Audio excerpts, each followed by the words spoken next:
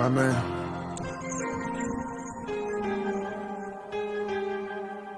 Doing the most. Doing the most. You know I had to remix this bitch. Shout out our boy. If I get caught up in a storm, pray the rain is keep me calm. All my life I dealt with pain, see no evil cause on. Chop along just like a arm, new bitches we fucking on. Doing wrong without them knowing, I'm the GOAT if you ain't know it. And you can't go do what I've been through. Wish I had somebody I could vent to.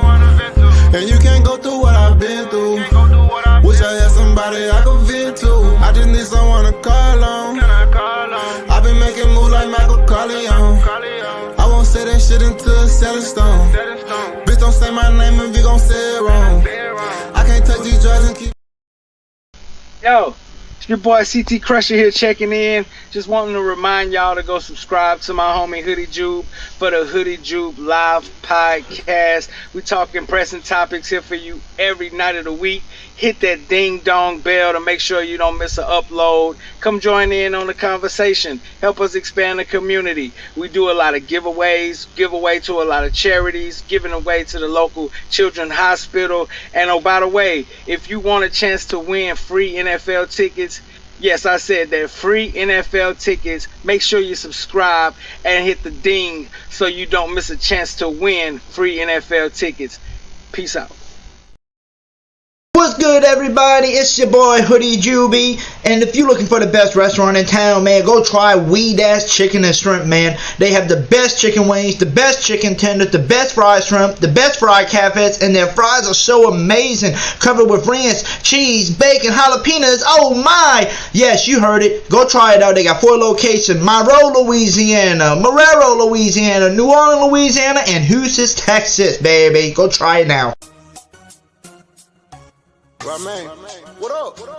I won't speak on nothing but the real. You know how I'm coming. You know what I'm saying?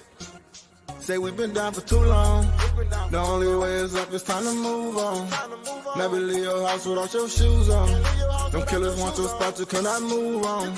Ain't worried about that girl, I tell them move on. They say it's my fault, but I'm feeling I can't do wrong. Cut all my partners off, let me open like the roof gone. Long talks and I ain't never changed, it's just been too long. Let it shake and back, and that's a fact, so I'm turned up. All up in the club, I'm going down, and I'm like, what's up? Throw me in that water, I won't go down, I'm too up. She want with a man, I knock that hoe down, I'm too up. Told all the friends, now she just want me to grow. You can't see us, I time Saints going to the Super Bowl, talking black and gold. Cameron Jordan on the field, about to take a QB soul. Ever Camaro break a tackle, so you know he bold. Mike Thomas catching everything, so you know he cold. He talking Byron Matthew, we talking Marcus May. We in the backfield, we gon' make them pay. Them boys hitting hard, they need an X-ray. Yeah.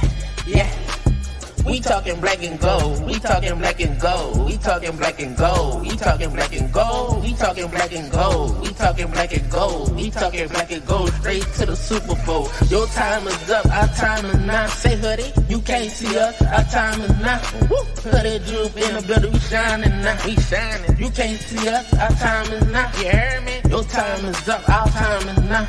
Woo. You can't see us. Our time is now. Say hoodie, hoodie droop in the building. We shining.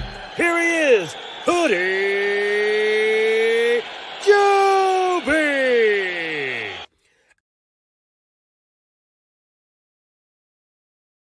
The reaction to Sean Payton, the whole deal, everything? I was excited for us. I'm excited for Sean. I mean, it's look, I'm in charge of the draft, so more draft picks for our staff and our team, and that's exciting. So looking forward to getting to work a little bit more in the first round. How important was it to get the draft pick this year? There was some talk, depending on what team it was, it might be a 2024 first rounder. How important was it for you to get it this season?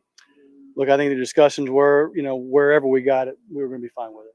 So, as far as like discussions with Mickey, I mean, obviously you're all in the loop with everything. Was it a process that came together quickly? Was it something with Sean and Denver that had been days in the works? When I got involved, it was just in the last couple of days, but I'm sure Mickey and Sean and maybe Denver were in discussions long before I got involved. So, I mean, I was involved, but that's a Mickey question, to be honest with you. Everyone has different opinions on the compensation, but as far as you were involved, can you explain the process and maybe why it's hard to get the compensation? I guess everyone. Look, again, those are Mickey questions. I'll be honest with you. There's no Mickey questions. They're above my pay grade. I know that I felt in my studies, I thought it was really good compensation. That's what I'll give you my opinion. I thought it was really good compensation. Did you set the bar at? I mean, again, your opinion at a first round draft pick. Was that what you thought? I felt like it was worth that at least. Yeah. I know you have a close relationship with Sean. Have you talked to him through the process and throughout any of this, or what is, I guess your status, two of you all communicating still? No, I have not talked to him. Last time I saw him was in Arizona. I think bunch of us had dinner with him, but that's the last time I talked to him. Did the process, did it start to feel like maybe it wasn't going to happen this year? There was a moment that we thought it might not happen. So again, I wasn't involved with all these conversations. That was again above my pay grade, and that was between Mickey and Sean and the Denver Broncos. And but yeah, on the outside, I mean, it felt like it, but I'm glad we got it done. Jeff, how much more flexibility do you guys feel like you have now that you do have that first round pick? Does it open up more options? Just kind of does that affect things? Well, it does. I mean, it doesn't really change our process as it relates to the draft. I mean, we're always going to evaluate every single player as if we had a top 5 pick, a 15th pick, or a 29th pick. So it doesn't really change the way we do things or the way we approach the draft. But it does give us more flexibility. It gives us at least one more good player this year that we can add to our football team. We're excited about that. Jeff, when you have 4 coaches on the staff here, how much does that help you with just the information gathering process? It helps a ton, to be honest with you. That was by design. We volunteered those coaches. They volunteered. We nominated them, and we'll get great information from each of them. I think the process that they go through, they're sitting in the meeting rooms with those guys. That's more access than I'll ever get with them in terms of time with these players. I always liked coaching the Senior Bowl if we ever had the opportunity. I did it once in Miami. We had great access to the players. You really need time with players to really understand who they are and what their capacity to learn is, and just a little bit behind closed doors really helps. So having 4 coaches here is going to help us.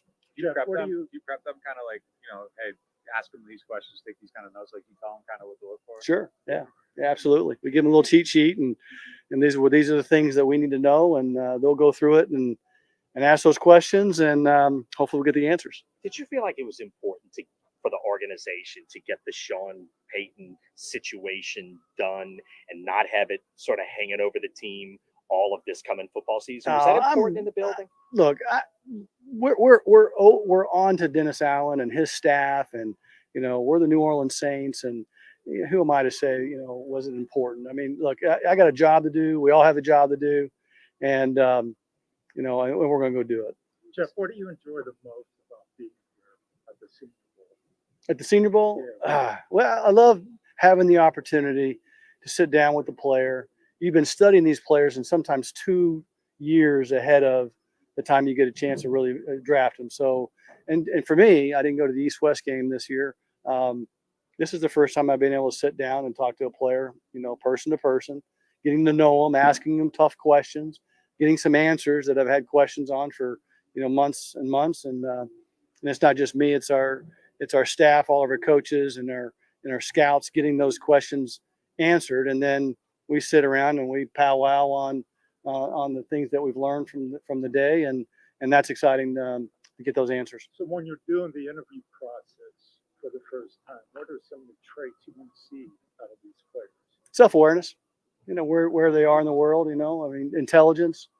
Those are probably the 2 most important things we're looking at. Just again, we're getting 15 minutes with them. Sometimes I call it the speed dating rounds. And you get 4 at a time, and you got to really kind of get in there and ask these questions, and then they're on to the next date. So, but those are 2 things that we're looking for. Any more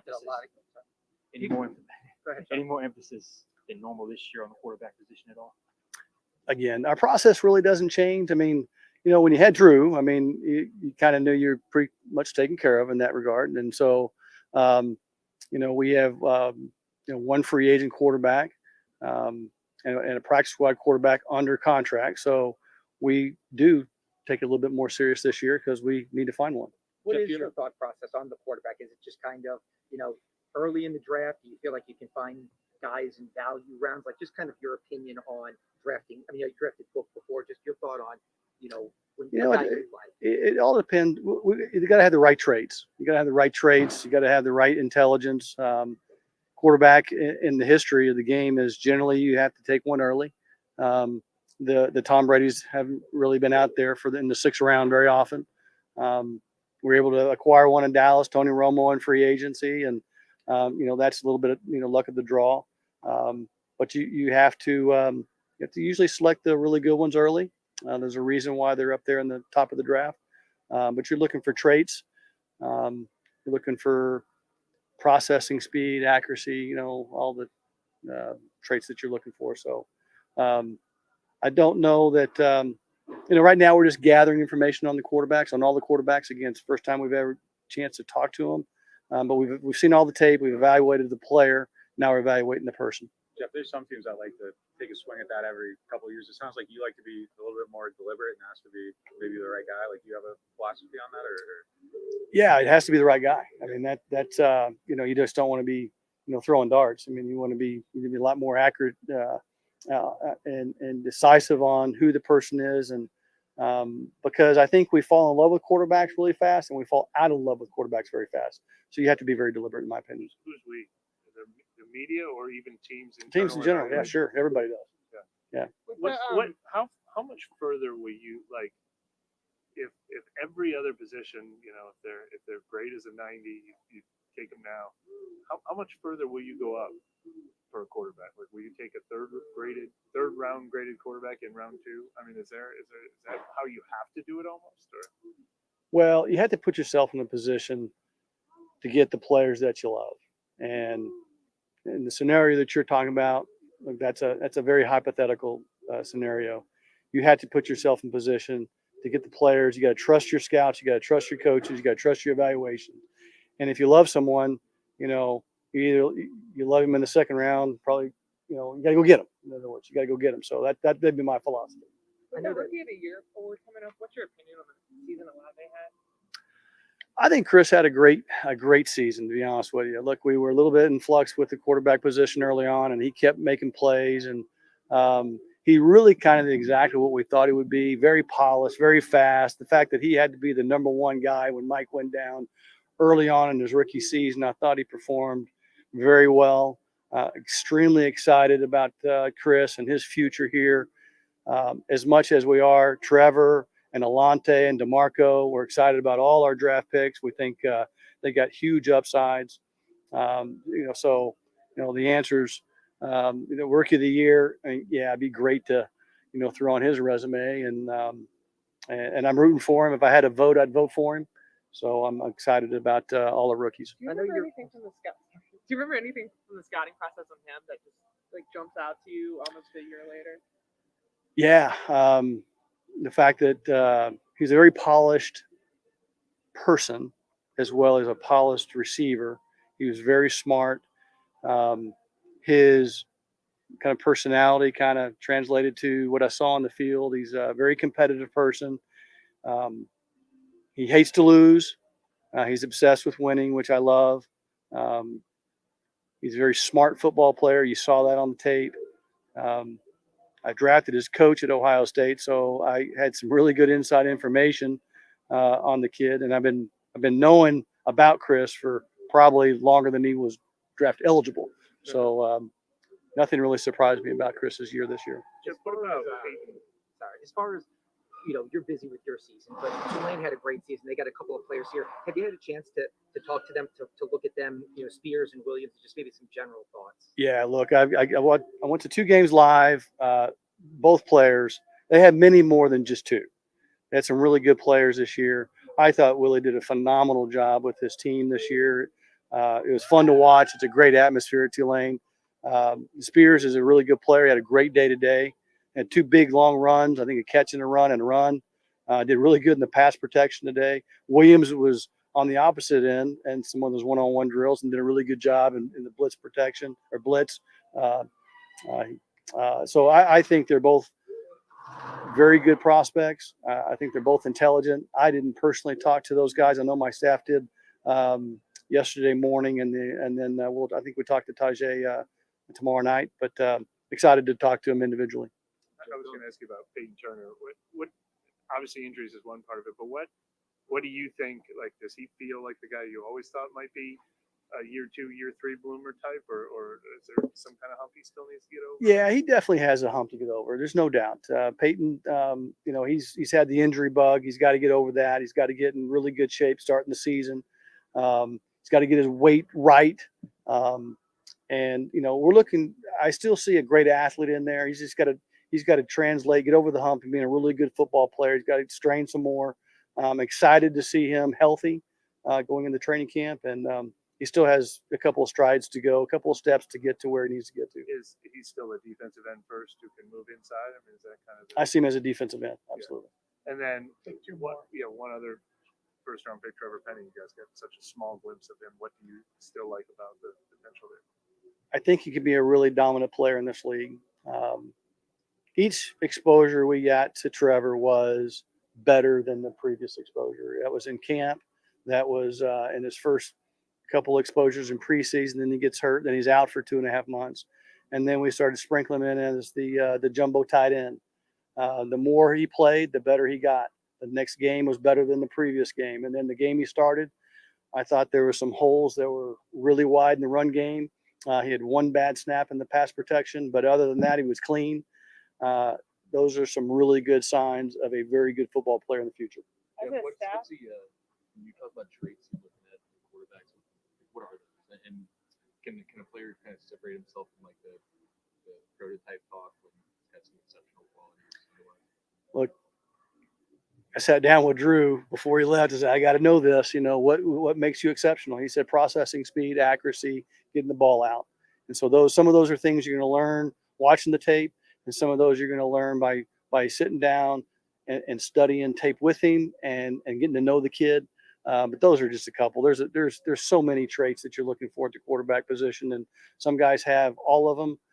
Those usually go really early. Some guys, have a few of them, and you got to really really evaluate get a deep dive on those guys and find out what they're made of. Do you have a difference in stylistic kind of quarterback you're looking for? Like if it's a guy, the more running guys or the more drop back guys, do you care one style more than another? Quarterbacking is one of those positions where it's an all-in evaluation. It's not just me as the college director. It's not just the coach as a head coach. It's an all-in.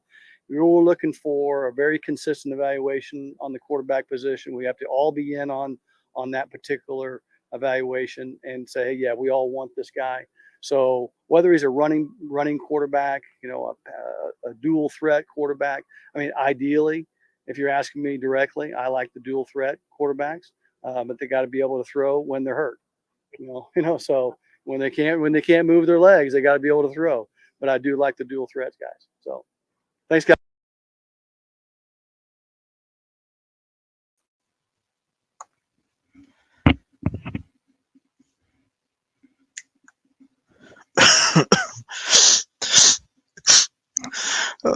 Sean Payton is gone. Sean Payton is really gone. Kris is gone. Ryan Nielsen is gone. Man, I'm gonna cry. Our Saints are falling apart. And there's only one thing, y'all, we can do. One thing we can do to make this all better. And that is to sing a song together, y'all. Oh, happy days. Oh, happy days. Oh, happy day when Jesus was, when he was my sins away. Oh, happy days. Yeah. Oh, happy days. All right, y'all. Come on. I know y'all singing in the chat too. Oh, happy days. Come on. I know we all happy. Sean Payton finally got traded to the Denver Broncos, man. Talk about excitement for us, because why? The Saints are back in the first round this year for the first round picks. Yes, it is a late one. It is pick 29, but we are back in the first round. And you know the Saints, you know how we always like to do moves, no matter if it's going to be trading up to move into the top 15, top 10, top 5, or if it's just trading back just to get more picks, for later on, like in the second and third round. So we'll see what the Saints do with pick number 29. But let me give you the full details on what we traded. So the New Orleans Saints traded Sean Payton and a 2024 third round pick to the Denver Broncos. And in return, we are getting their first round pick, pick 29, and we are getting a 2024 second round pick back. So, yes, we got some draft capital, first round, second round next year. Well, first round this year, second round next year. All that's going to help. What are the Saints going to do with these picks? What are they going to package up to move up or to move back? We don't know. But some scenarios that could happen that Hoodie Jew would be happy about is getting us a franchise quarterback because, to be honest with you, Jameis Winston might be gone. He might want out of here. So who is your quarterback now? Andy Dalton ain't under contract. We all don't even want Andy Dalton back in this damn thing. So what are we going to do, y'all? What are we going to do? Well, if I was the Saints, maybe I'll package up my first round I just got for over here. Just got from my damn Sean Payton trade from Denver. Take that. Maybe take a third round pick for next year or whatever. If you need to, take another first round for next year. Package it up and see who will let you move into the top 5 or see if you can trade for somebody. But at the end of the day, are we in rebuild mode now? Because look at all the people that are leaving. Sean Payton's finally going. You got him out of there. Ryan Nielsen left, signed with the Atlanta Falcons to be their DC. Here you go with Kris Richard parting ways with some rumors that I've been hearing between the Kris Richard, parting ways with the Saints was because it was just a mutual respect between each other because I think Kris Richard wanted to have full control of the, defensive coordinator job and was able to call the plays. And I think he had a team that, wanted to hire him. I think it was the Dolphins and somebody else, like two other teams wanted him. And I think that they're going to give him the opportunity to do that because Dennis Allen will not do that because Dennis Allen is a defensive coach, so he is going to be in charge of the defense and the play calling. So I think that's just mutual respect between those two, just to let them part ways with each other. For Kris Richard can have his full, authority over everything. He can be able to call the plays, do what he wants, right? So that's everything that they are doing. Like I said, you just got all these people. You got rid of your tight end coach. Also another thing that popped up today too as well. Ronald Curry, your quarterback slash offensive, assistant offensive coordinator, kind of like that. That brother got an interview for Tampa Bay offensive coordinator. So is he gonna be out of here soon? We're waiting to see what happens with him. We'll see if he stays or see if he leaves. You know what I'm saying? But we just got to see what's gonna happen. But yeah, it is sad to see this team, this coaching staff go, but we all know this. We knew once Sean Payton got traded and he was out of here, we was going to see some coaches go, So um, we just got to see what's going to happen with this New Orleans Saints because, to be honest with you, if they don't do anything this offseason, like no big splashes, like trade for a possessing catcher, because most likely you will be getting rid of Michael Thomas. It's going to be in a trade or it's going to be released somehow, some way. They most likely going to be getting rid of Michael Thomas. So if you do that and you're trying to get rid of him because of his injuries, who are we going to go after, right? Who are the New Orleans Saints going to go after to be that next possessing catcher that you need because you got a good receiver. You got two good stud receivers in Chris Olave and Rashid Shaheed who got the speed. Now, the question is who is going to be that possessing catcher that's going to catch anything you drove towards, and no matter if he's in Denver coverage or not, who is going to be that guy you go after? I don't know. We'll have to see what they do in the trade packets and, see if they can get somebody or they're going to wait, get somebody in the draft. So we'll see what the New Orleans Saints can do. And we already know what Juwan Johnson is made of, especially at the tight end position. Glad to see that brother on our squad. And they better offer this dude a damn contract and bring him back this season. If not, they stupid with the way he's been balling out for us the past few years. So we'll see what everybody, what this team can do. Because to be honest with you, we are just one good offensive coordinator a QB, a good QB, which I think Jameis Winston could be that good QB if Dennis Allen will take his finger out his ass and actually do the real coaching and play the best quarterback at the position at the moment. So we'll see how that goes. But if you don't roll with Jameis wants to roll out because of what you did to him, Dennis Allen, then hey, who are you gonna go after? Are you gonna try to make a splash and trade for Derek Carr? Are you gonna try to make a trade, a big enough trade to bring Aaron Rodgers here? Or are you gonna trade up a couple, first, or whatever to move up into the top 5 to get you a guy like CJ Stride or a Bryce Young or there are some rumors out too. The Bears got the number 1 pick, and they might be thinking about trading Justin Fields. So maybe that's a guy you might want to go trade for, because they might go get Bryce Young instead, or CJ Stride. So we'll see. But what are the Saints going to do? Because like I said, we are one good offensive coordinator, a coordinator that know how to utilize his weapons, that know how to make everybody better in their situation. If we can find one of those offensive coordinators that knows how to put up at least 30 points a game, we can be scary. I'm telling y'all, the defense is already there. You already know how great this defense is, no matter what, because Dennis Allen checks that off for you. Your defense is going to be straight, no matter what. Yes, we lost Kris. Yes, we lost Ryan Nielsen, 2 good guys. But don't forget the main person calling these plays or Dennis Allen. So he's going to have your defense in check. The offense is what needs to upgrade, right? We need a quarterback. We need an offensive coordinator. Now, we also need a little bit of upgrade here and there, because the running back, we need another running back to help Alvin Kamara out when he's out there, because he can't do it all by himself. Plus, it looks like the brother's gonna be suspended probably 6 to 8 games next year, most likely. So we will need a running back. And speaking of running backs, what I would do if I was the New Orleans Saints, I would try to get one of the free agents running back next year if you could. If some teams let them go, like a Josh Jacobs or a Saquon Barkley, try to bring somebody in. But if you're looking for somebody that's young, fresh, coming out of college, go get my boy Spears from Tulane, bro. That dude is a god dang dog. And if you wasn't here earlier listening to the Jeff Allen interview, he was talking highly about Spears. So maybe the Saints are looking into maybe drafting that young brother to help out in the backfield, which I'm hoping they do.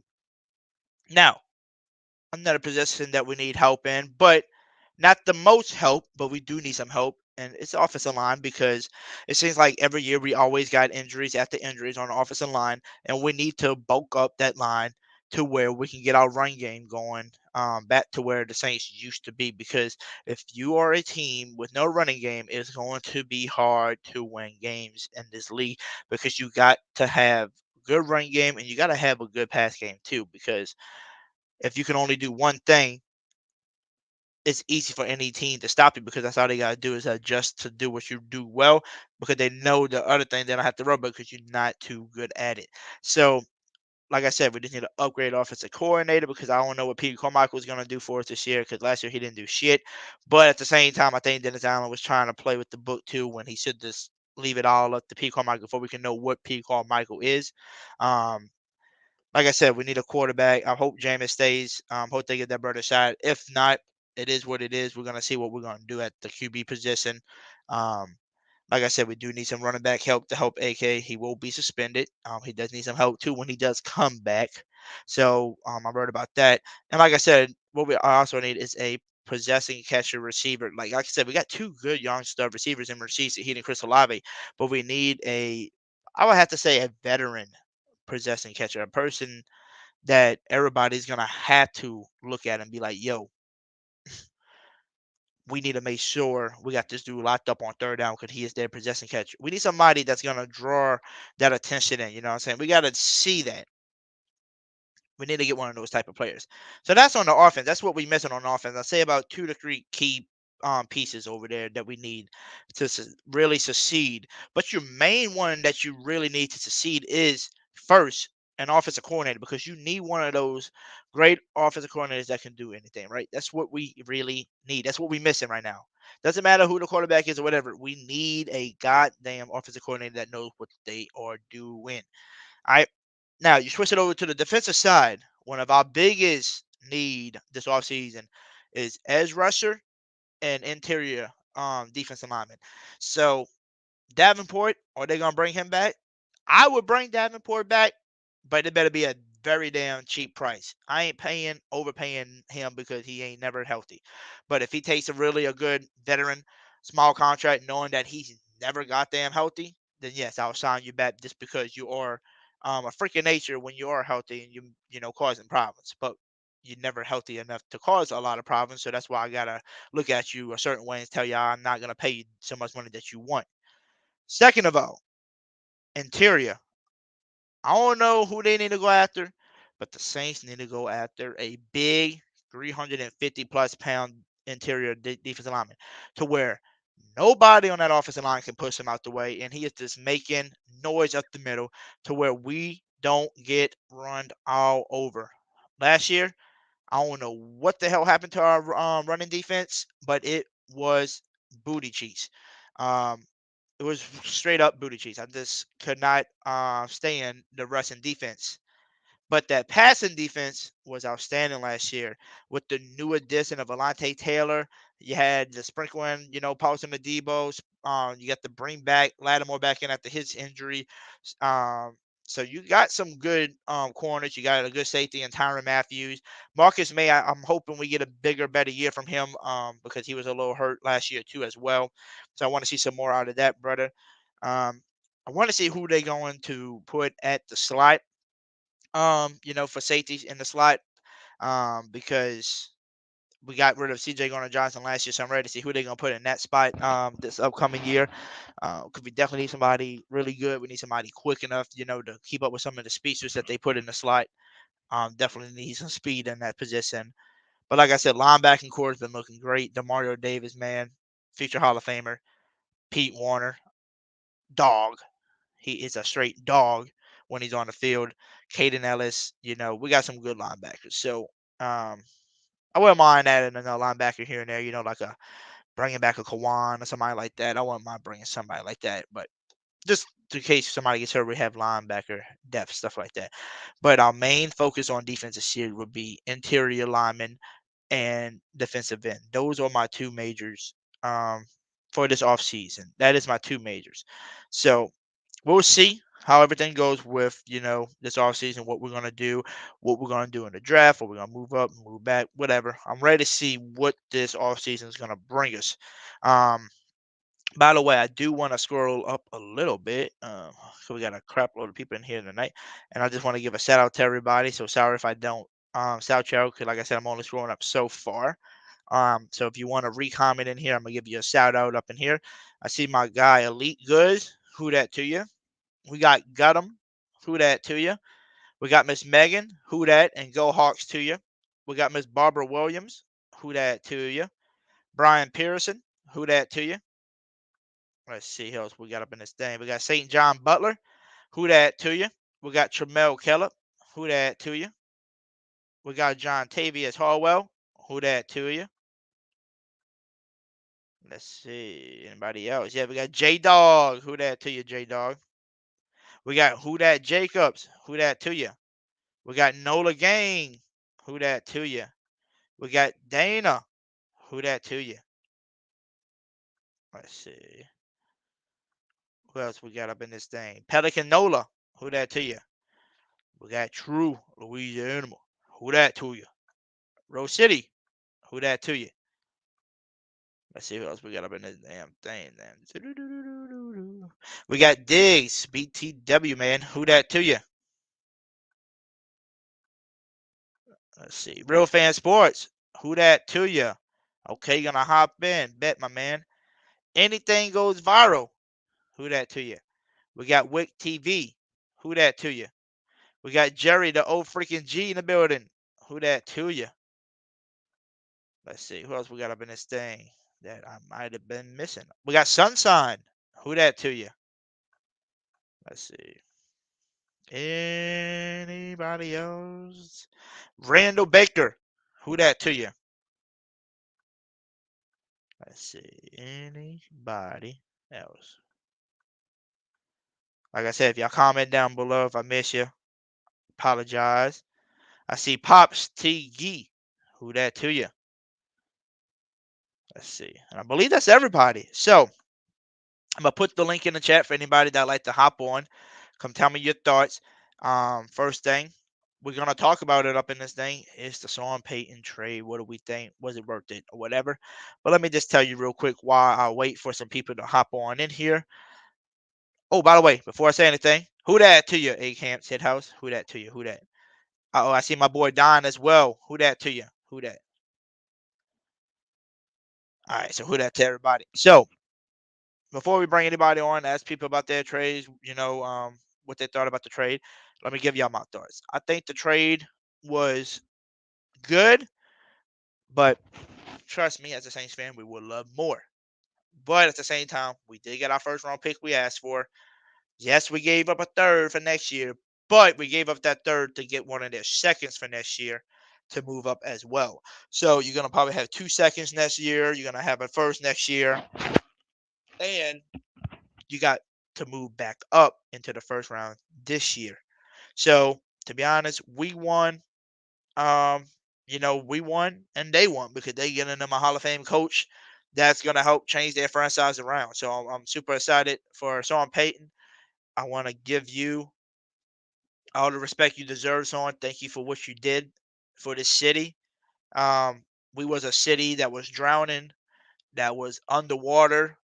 Hurricane Katrina almost took this whole football team away, and you seen what this team needed, and you seen what this city needed, and that was this football team because this is what brings us together as a city. And for you to be driving around this city, to seeing what happened, seeing everything underwater, seeing everything damaged, seeing what's this, you could have just been like, oh, I ain't taking this, nasty shit. They getting hit. They, oh my God, I don't have nothing. This team's about to go out of, this team's about to probably relocate. Da da da da da. You stayed here. You drove Drew Brees around and brought our future Hall of Fame quarterback here and talked him into, staying, and Drew Brees seeing what needed to be done in New Orleans, and he came and changed the city as well. So, and also Sean Payton, man, you brought us a Super Bowl, bro. You brought this city a Super Bowl. You had 10 winning seasons with us, my man.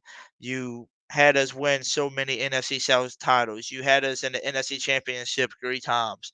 You know what I'm saying? You had us you had us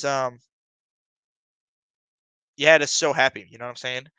You had us so far than what we thought this Saints team would have ever been. Because trust me, if you was a Saints fan before Son was here, y'all know what type of seasons we had, and y'all know what type of team we were.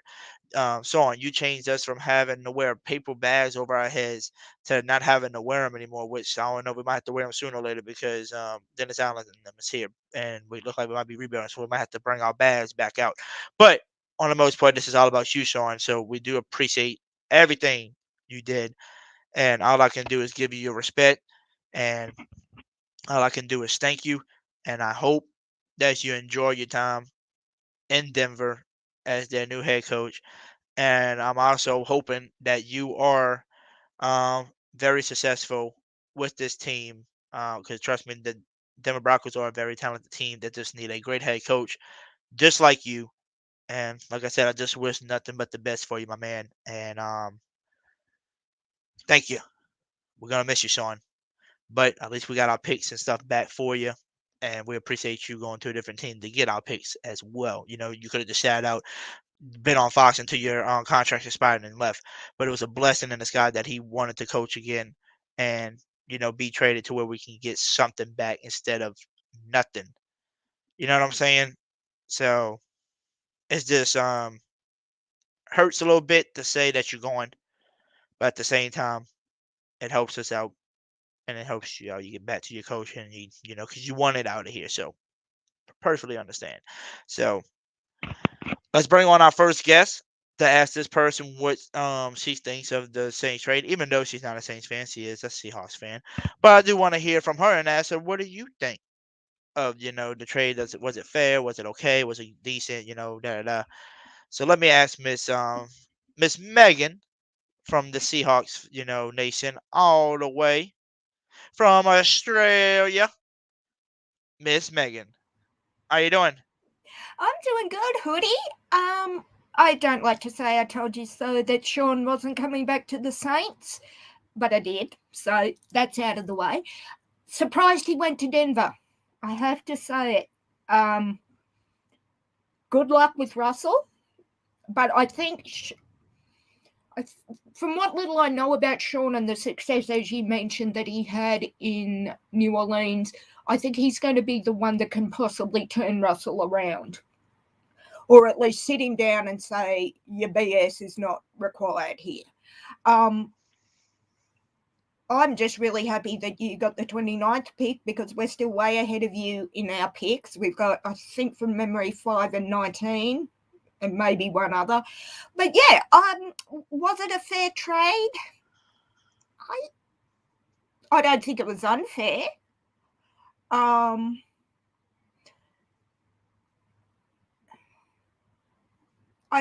don't know that I can say that it was fair or unfair. I think,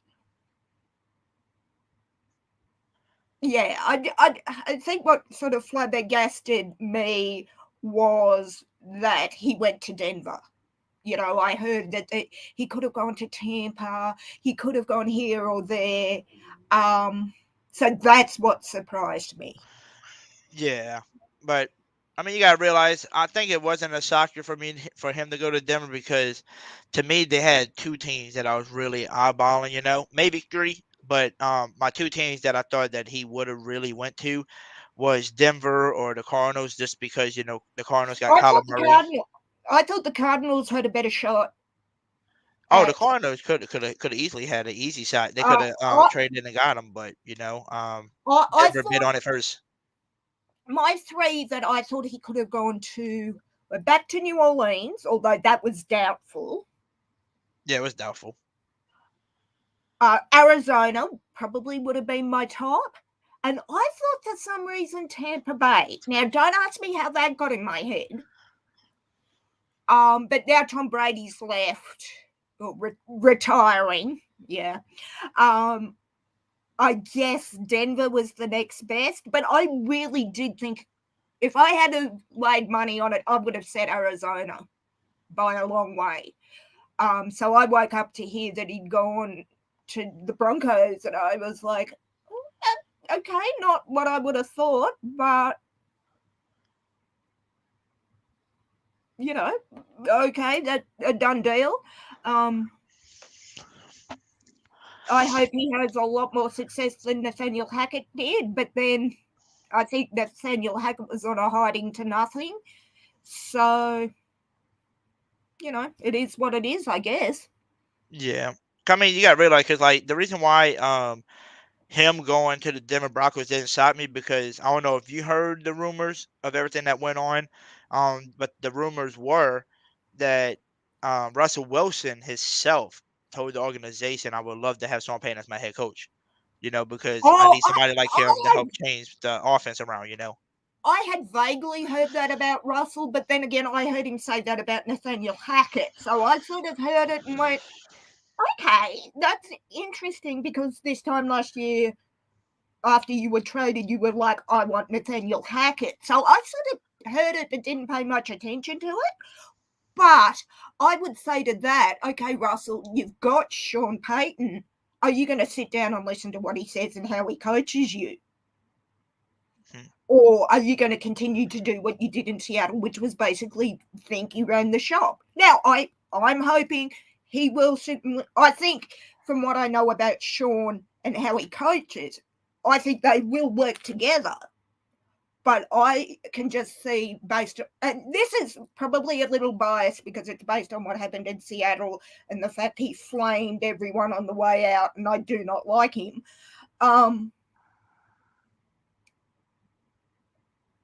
Is he going to pay attention?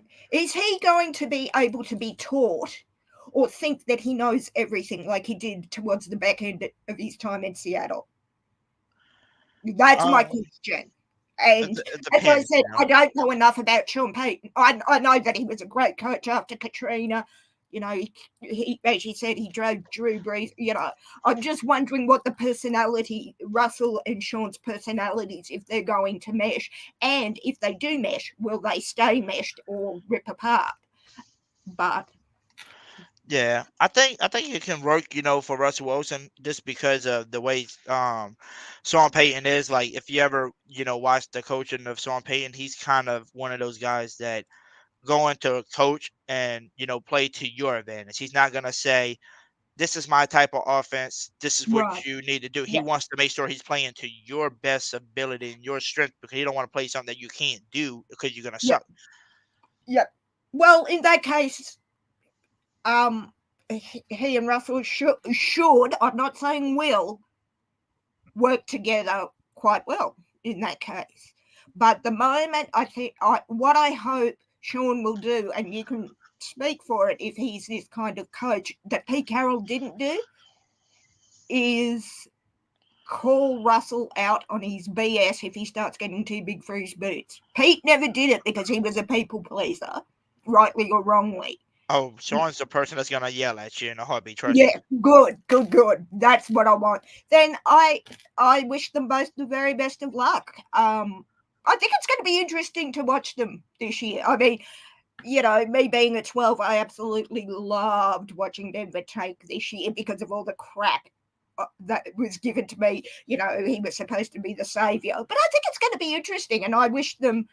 I wish them the very best of luck, but I am going to be paying attention to the Broncos next year too. So Oh yeah, because the reason why I'm gonna be paying attention, number one, Sean Payton's there, Plus he's in the AFC, so it ain't like he's in the NFC and we gotta worry about him. yeah, So I'm gonna be cheering him on, hopefully, because the other reason why I want to be focusing on Denver too is because not only does Sean Payton gonna be their coach now, they got a good talented team, and now a great head coach to go with that.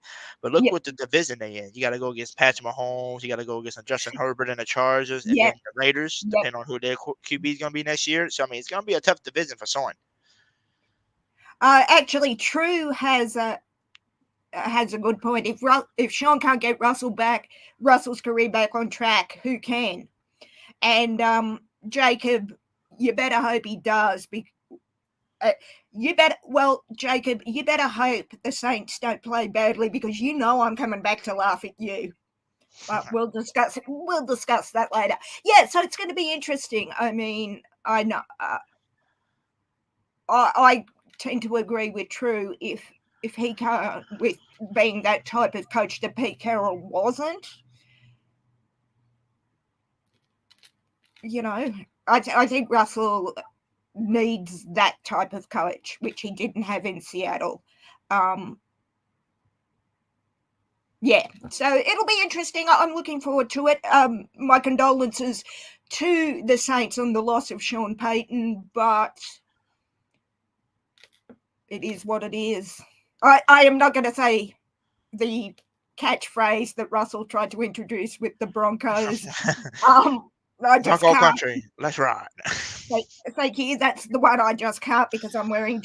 You can't see it because I'm off camera, but I'm actually wearing Geno Smith's jersey to tell you how I really feel. But yeah. But do I think it's fair trade?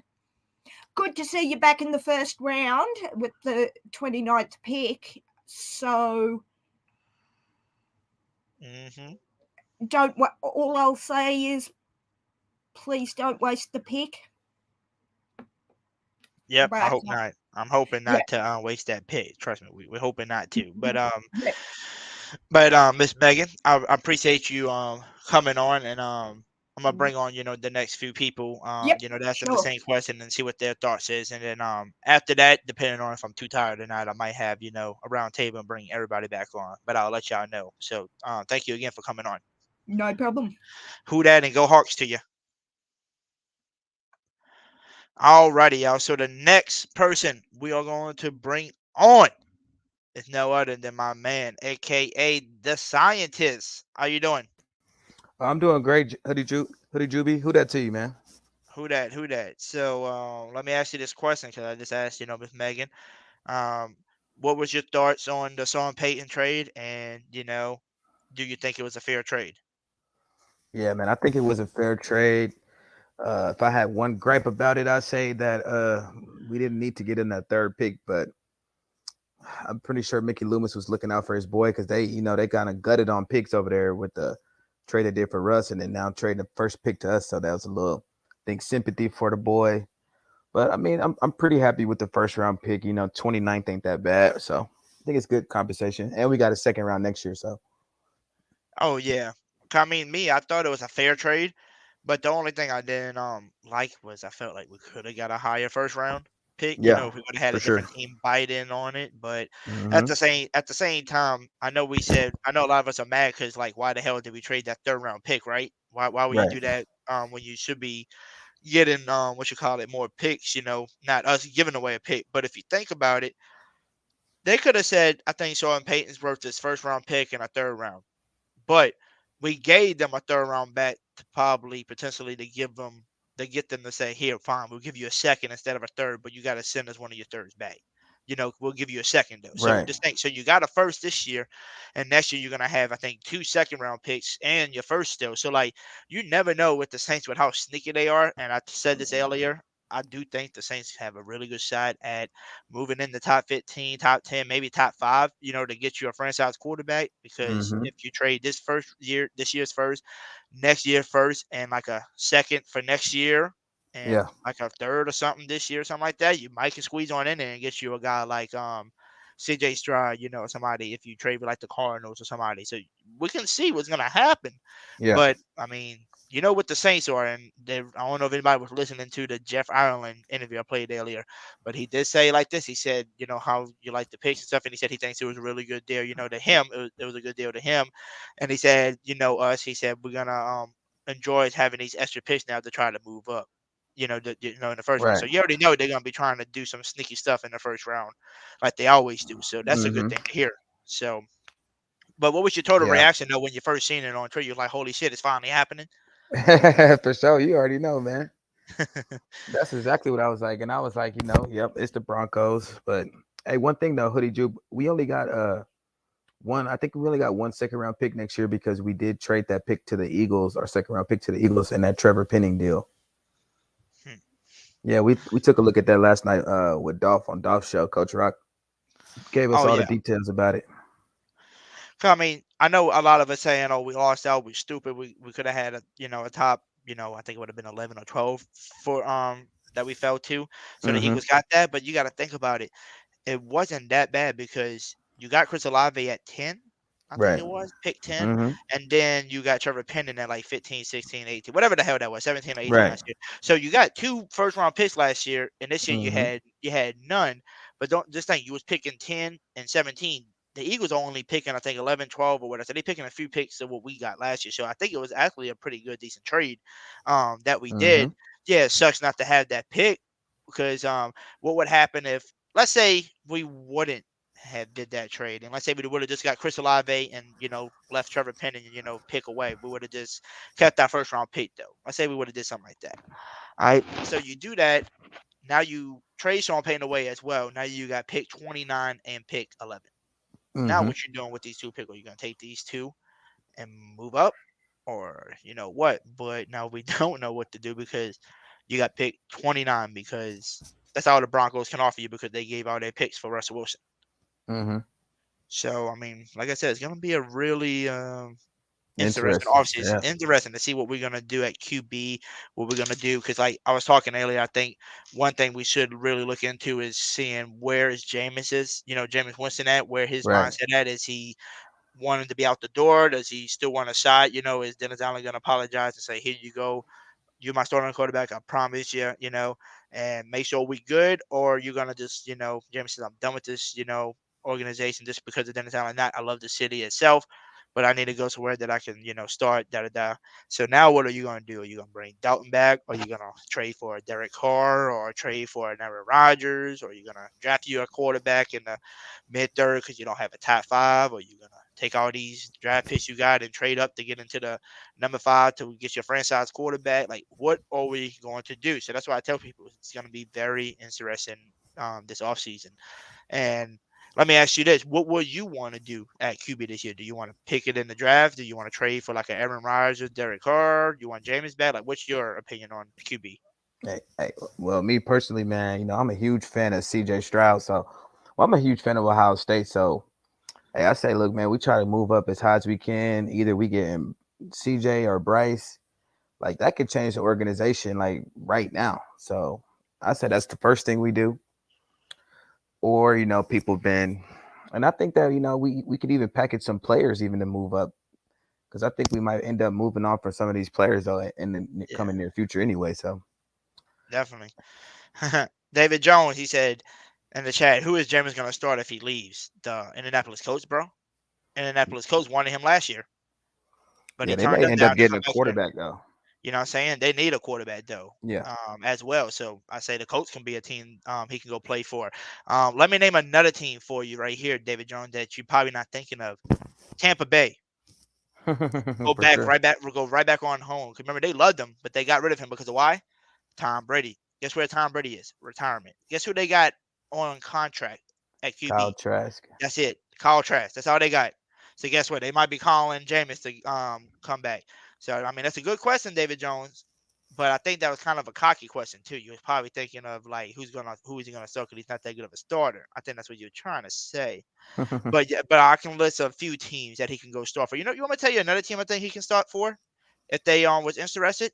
The New York Jets. They don't have a Yep. starting QB. I was Zach gonna say the Wilson. same thing. Yep. I think they done with him. He's better than Mac White. Let me name another team that could, possibly take him. I'm not gonna lie to you.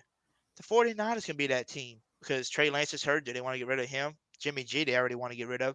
Or are they positive in Brock Purdy now, Mr. and Reveling? Are they, positive with him? We don't know. So I'm saying there's teams around this league that could use a guy like Jameis easily. Yeah, for sure. Easily. And we're one of those teams, but we was so stupid because of Dennis Allen having to say, you're my starting quarterback, and then lie straight to his face. Hey, And not Hoodie, play what him you again. think about say for instance, because Coach Rock was talking about this last night. What if we trade our 29th pick and let's say for instance like a Michael Thomas to get Justin Fields, because they might pick a quarterback with that first overall pick and move on from Justin. Yeah, if they were planning on moving away from Justin Fields, he would be a guy I would like to bring in just because he's, been in the NFL for 2 years. He proved last year that he can throw the ball and can run on the ground almost. I think he did get 1,000 yards. Yeah, he rushed for 1,000. So, I mean, he's like a Lamar 2.0, but I feel like he's a better accuracy quarterback because that's what he was doing in college, was mainly throwing and running. Right. So if he can prove he can do all of that, and he's been in the league for 2 years, that's mean he's more of a veteran than a younger one that's trying to come in. I would take Justin Field all day for one first round pick because they can't tell you I need 2 first rounds for this guy if you're just trying to get rid of him. Because why are you trying to get rid of him then? Tell me Yeah, why. for sure. Mm-hmm. Why are you trying to get rid of him? Because you want Bryce Young or somebody? I mean, tell me why. Is he not Mm-hmm. that good? So why should I give you 2 first rounds for it? So Right. yes, he's somebody I would do. And by the way, I want to hear your thoughts, and I want to hear everybody in the chat. I can't hear you, but I want to see you in the chat saying this. It was pretty funny because I asked Ross Jackson. I said, "Hey, Ross Jackson, is this true? What I'm hearing and all these rumors, or is this like just made up?" And what I was asking him was if this was true or not. Was people was posting about Sean Payton and the Broncos want to get Taysom Hill and Michael Thomas, for Soren. I said, is this true or this people that's joking around? He said, no, these are people that's joking around because, Soren, how Taysom Hill was his guy, Mm-hmm. Sean Payton drafted Michael Thomas and Michael Thomas hadn't played in 2 years, da da da da da. And I was like, okay, so it was fake because me and my boss was talking about it. We thought it might have been something maybe real. I was looking it up. I didn't really see nothing. Ross Jackson said it's fake. It was just a joke, people joking around. But the question is, what would you give up? Like, what would Broncos have to give you to get these players? And me and my boss talked about it. Like, bro, if you want Taysom Hill, motherfucker, you better give me your next 2-year draft picks, all of them, because we already know how important this is to Soren. And we already know how important he is to the team, how he can do every damn thing, right? Right. So, number one, that's what you have to do. But I told people, let's say they don't really have a lot of draft capital. They don't want to give up all these draft capitals for, Taysom Hill. I said, well, then I'll do this in a trade package. I said, well, if you want Taysom Hill that bad for Sean Payton, he's an offensive guy. You want Michael Thomas, too, for him. Well, then you give me Jerry Judy, and since he's an offensive guy and he don't really care about defense, give me my boy Patrick Surtain, and we can call it a deal, a 2-player swap. I'll do a 2-player swap. And me and my boy was like, PS2? I'll take that. So I said, I'll take that deal in a heartbeat. But the question is, will the Denver Broncos ever call and say, "Hey, Sean Payton wants Taysom Hill. What do we have to do?" Because we said we gotta have him on the squad. What does it Dang. take?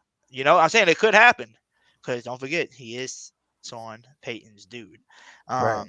So next thing I wanted to ask you while you was on the show, because I'm asking everybody that's coming on the show questions. You know, what was your thoughts about the Kris Broussard, man, parting ways? What Bro. do you think? You think it was they hated each other, he hated Dennis Allen, or do you think more kind of like me? I think it's more on the mutual side where he just wanted to have more control and just be the play caller guy, not being under Dennis Allen. You know, not being able to call the plays. Yeah, definitely. I think it was more the latter that you were saying. Like, I think he didn't want to be under Dennis Allen and not calling plays. And I bet you he probably didn't like that co-defensive coordinator stuff either. So, like you said, it's probably mutual, and he wanted to see a better fit, probably get some more recognition. Yep. And to be honest with you, I mean, you lost them two. Mm-hmm. You fired your tight end coach. You might lose Ronald Curry now with the rumors of him maybe going to Tampa Bay as an offensive Yeah, coordinator. that's crazy. Okay, so if you're doing all of this and you guaranteeing me you're going to keep Dennis Allen as your head coach, so the question is, this would be my real question for people. If that's the case, what are you going? Basically, what are you going to do in that situation? Are you gonna get rid of Pete Carmichael too and just start a whole new roster? New coaching staff to see what that's gonna do.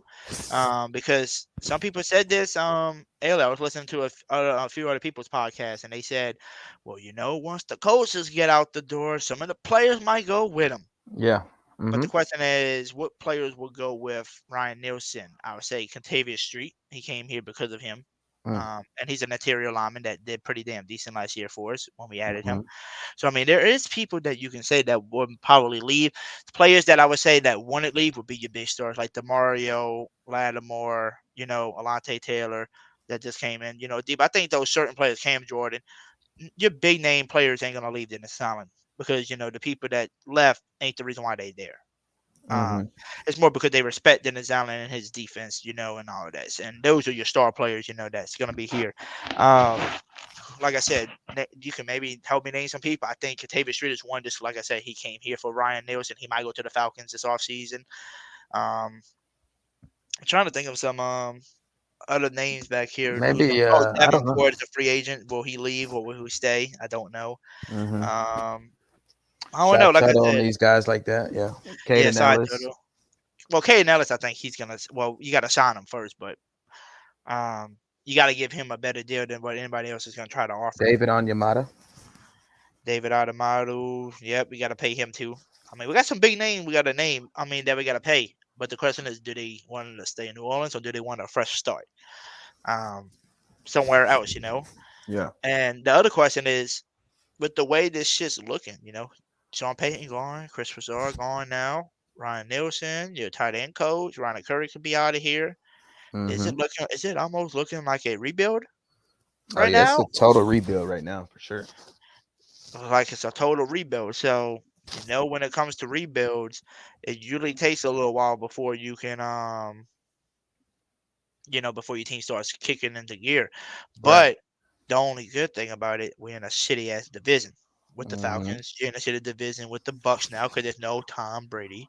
And then you think about the Panthers. The Panthers, the only team that I think that could possibly win this division with us.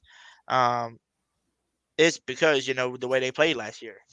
Well, Atlanta Falcons too, probably I mean, with the Drake Falcons. London, I would just have to say their roster is not good enough. But Kyle after Pitts. this year, you do have like this upcoming season. You do have a shitload of cap space this year, so you might make a splash this year to bring some players in. Then I might change my mind. But right now, their roster is not as talented as our roster. Still, at this very moment. I can see what you're saying though. Yeah, but look, both those teams probably gonna get a little bit better from the draft and free agency. So just how the teams ain't looking stacked right now, they might not be the way it looks coming in the season. Yep. But And yeah, go ahead. some other stuff I can ask you. Oh yeah, the other thing I want to ask you, with Kamara most likely being suspended, probably I say 6 to 8 games next year because of his his action in Vegas. What are some running back options that are you looking for? Are you looking to draft a young stud like a dude from Tulane Spears or a guy like, Mhm. what's his name? Something Johnson from Texas. Or you looking maybe to bring in a free agency guy if somebody lets him go. Like if the Giants decide to let go of Saquon Barkley or Mm. Josh Jacobs, doesn't get re-signed by the um, Raiders, like or Tony Pollard, who's going to be a free agent from the Cowboys, or Kareem Hunt from the Cleveland Brown. Like what way you looking for? Are you looking more for a veteran or are you looking more for like a young stud? The one guy in free agency that I do like is what's that guy? Alexander Madison from Minnesota Vikings. Oh That, yeah. yeah, we need somebody that can run in between the tackles. So I'd say we probably need to pick up one in free agency and one in the draft. It's a pretty stacked draft though. Like, but I like that guy Bijan Robinson out of UT in the early rounds, and then I also like Jahmyr Gibbs from Alabama. He's kind of like a Alvin Kamara 2.0. So if we get like the power back, and then we get that gadget back like a Jahmyr Gibbs, you know what I'm saying? We could really revitalize our run game and probably move on from a guy like Kamara totally, man. Because I'm not too sure about what's this looking like going forward with him. You know what I'm saying? Suspension, and then I'm pretty sure we gonna suck so bad this year he ain't gonna want to play anyway. So Yeah, I mean, like we said, it just depends on what's gonna happen. But like I said, I think I agree. I would probably number one want to look for a running back. To be honest with you, Spears, I don't know what that boy is. That dude can Tajay run up the Spears yeah, from he can run up Tulane. he can run up the middle and get you something big. He can run to the outside, get you something big. Jeff Ireland was asked about him earlier, and he said that the dude had in the Senior Bowl practice, the dude had a big ass run Yeah, he play, and housed then he one had of a them big things. Yeah. catch play too. Hmm. So like he sounds like a Camaro, but then again he sounds more like when you watch his play, he runs up the middle a lot, and that's something that we do need. But then if we can find us another Camara type of player too to replace Camara while he's out, Right. that would be even better. 'Cause like we said, we do need somebody that can do the same play style because that's who you need to replace while he's gone Right. at the moment. But then you also need something that's a power back that can power it up the middle. And Josh Jacobs Right. would be a lovely addition. But the He question gonna is, want Josh that Jacobs, fat chick. I know he's gonna want that check. Will he want to share the backfield with a guy like Kamara? Probably not. Saquon Barkley, same thing. He wants to cash, he wants that money, but does he want Hmm. to share the backfield? The only person that I say that would share the backfield with Kamara would be Kareem Hunt because he did it with Nick Chubb last year, Yeah. well, the last few years. So if Hmm. you give him the right amount of money to be a backup, I think he would take it, and I think Kareem Hunt would be a good addition because he's pounded up the middle type of guy, but he's also like a Kamara. He can receive out the backfield too. So like Yeah. you can So respect both of versatile. his. Yeah. So I don't know, man. I don't know what to do. Next question would be, looks like Michael Thomas most likely will be out of this damn thing. So who do you look for? Do you look for another possessing catcher like him in the draft, or do you go for more of a veteran type of player? And right now, I'm gonna put it up right now and let y'all know. Right now, let's see, NFL wide receivers free agents this year. Yeah, I think what that guy from I think like Devontae Parker is gonna be a free agent. Nelson Aguilar. But I really like the draft, man. There's some studs that's coming out, All and right, so let's see. So 10. Here's your 10 best free agent wide receivers in okay, 2023. go ahead. Number one, they said Juju from the Kansas City Chiefs. I don't know how he's number one, but okay, he's number one. All right, Jacoby Myers from New England is number Hmm. two. Number three, Alan Lazard. He might be somebody. He's kind of like a possessing catch a big Right. stretch down the field too. Not bad. DJ Chark from the Detroit Lions. Not bad. Hmm. Celeste Darius Slayton. I don't know. Maybe. He's all right. Hmm. McCole Harmon from the Kansas City Chiefs. He's not really my type of guy. He's more of a speedster. Right. Number seven, Jarvis Landry. Does he decide to come back and say, "Hey, I'm sorry what happened last year, bro. That injury was terrible, but Hmm. this is not how I want to leave New Orleans. This Right. ain't how I want to do this for my friends and family." Yeah, I that can can see I happen. can see I can see Jarvis coming back because he's not gonna get no big offer from nowhere because he didn't do shit last year. So, Right. Marvin Jones from Jags is number eight. Number Yeah. nine was Paris Campbell From the Colts. from the Colts, and then you got number 10, Noah Brown from Dallas. No So Brown. those are your top 10 wide receivers. Now I'm gonna pull up quarterbacks now in free agencies. See if there's anybody we might want to call. Hmm. Number one, free agency, Lamar Jackson. So you wouldn't even have to trade for him. He can just walk and say, I don't want to play with y'all.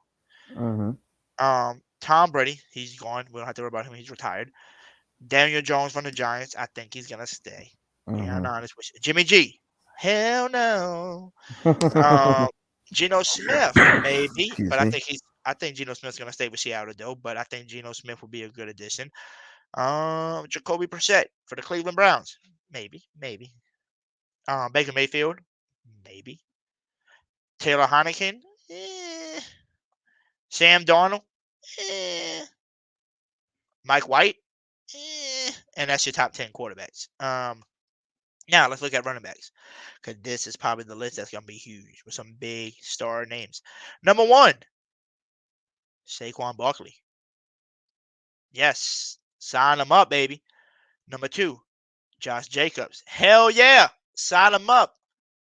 Tony Pollard. Hell yeah, sign him up. Jamal Williams, Mr. Touchdown Machine from the Lions. Hell yeah, sign him up. Mm-hmm. What about Miles Sanders from Philly? Hell yeah, give it to me. I'll sign him up too. He's a good running back.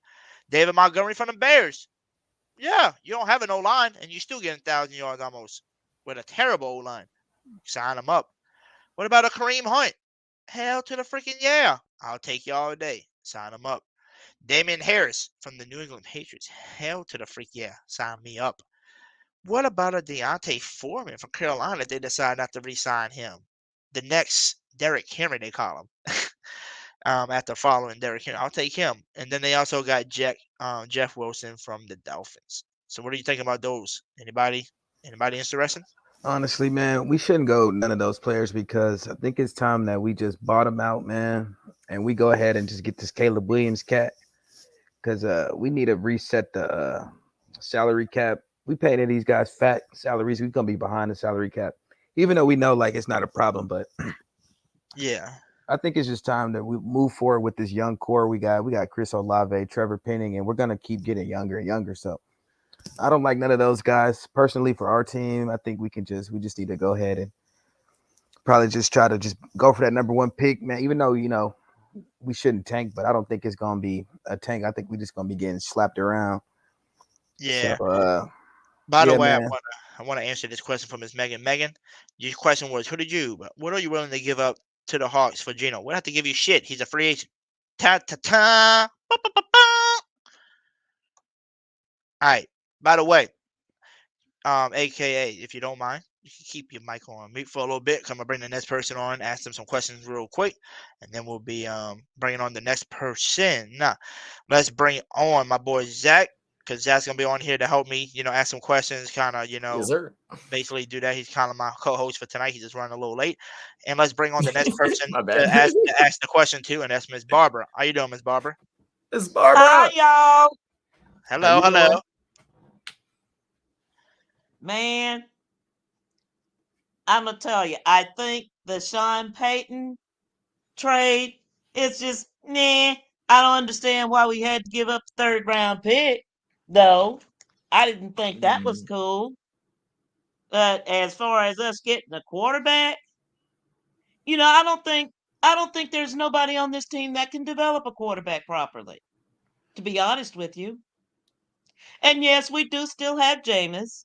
And I was on listening to Dolph 17 when he had Jameis 1 of 1 on. And he says that Jameis is the kind of person who's really loyal. So he may stay here in New Orleans to get stepped on some more. But if I was him, I'd take the first thing smoking out of New Orleans, even if it was a Tonka truck.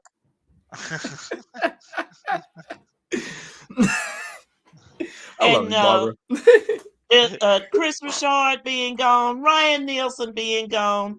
I know we're gonna lose Ronald Curry. I know we are. Because that's the trend, the way things have been started to go. And yeah, that's all gut wrenching too. And like with the Ronald Curry thing, I saw he got asked a question. I don't know if it was today or earlier this week. I saw it on Twitter, and he was basically asked if he'd see more control of the offense, and he was basically like, no. He said they may give me another preseason game to coach a preseason game, and I'm like, so just how he says that makes me feel like, he might be ready to take. Yeah, I want the next step. I don't want to be the guy behind the shadows. Yeah. And if Dennis Allen wants to call the defense and he wants to meddle in the offense, I mean, my goodness, y'all, what are we gonna be this year? I bet you we likely to be the first team to go 0-17. And I'm gonna be hurt. I'm already hurt. I'm already hurt. But these are my Saints. I love them. To the window, to the wall, I'm here. And you know, I was around during the bad old days back when, and I'm gonna still be around for these bad old days, unfortunately. Mm-hmm. Unfortunately, which kind of sucks. But with the trade, let me ask you this: do you think, Miss Barber, do you think it was a fair trade, like an actual fair? Because like I said, I thought about it. I said this is like a late, like this is almost like an early second round pick. Like I think we kind of got hold, but at the same time, when you think about it, it is in the first, so you are getting a first round pick, like you asked for him. And yes, we did get rid of our third. Like I said, we did get rid of the third pick for next year, but you are getting back a second round pick as well. So I mean, you're basically getting one pick back, but you're also giving them a third round, but you're moving up into the second next year. So you're gonna have 2 seconds and a first next year. So Yeah. If we got hosed on the CJ Gardner Johnson trade, I think we got sprinkled with the Sean Payton trade. I really do. But really, what else could you expect? And I can't complain about us getting back into the first round. Especially when we're in such need of a quarterback. Especially if Jameis walks, which I would if I were him. But this draft is rich with quarterbacks this year. We knew that was going to be the case last year coming in.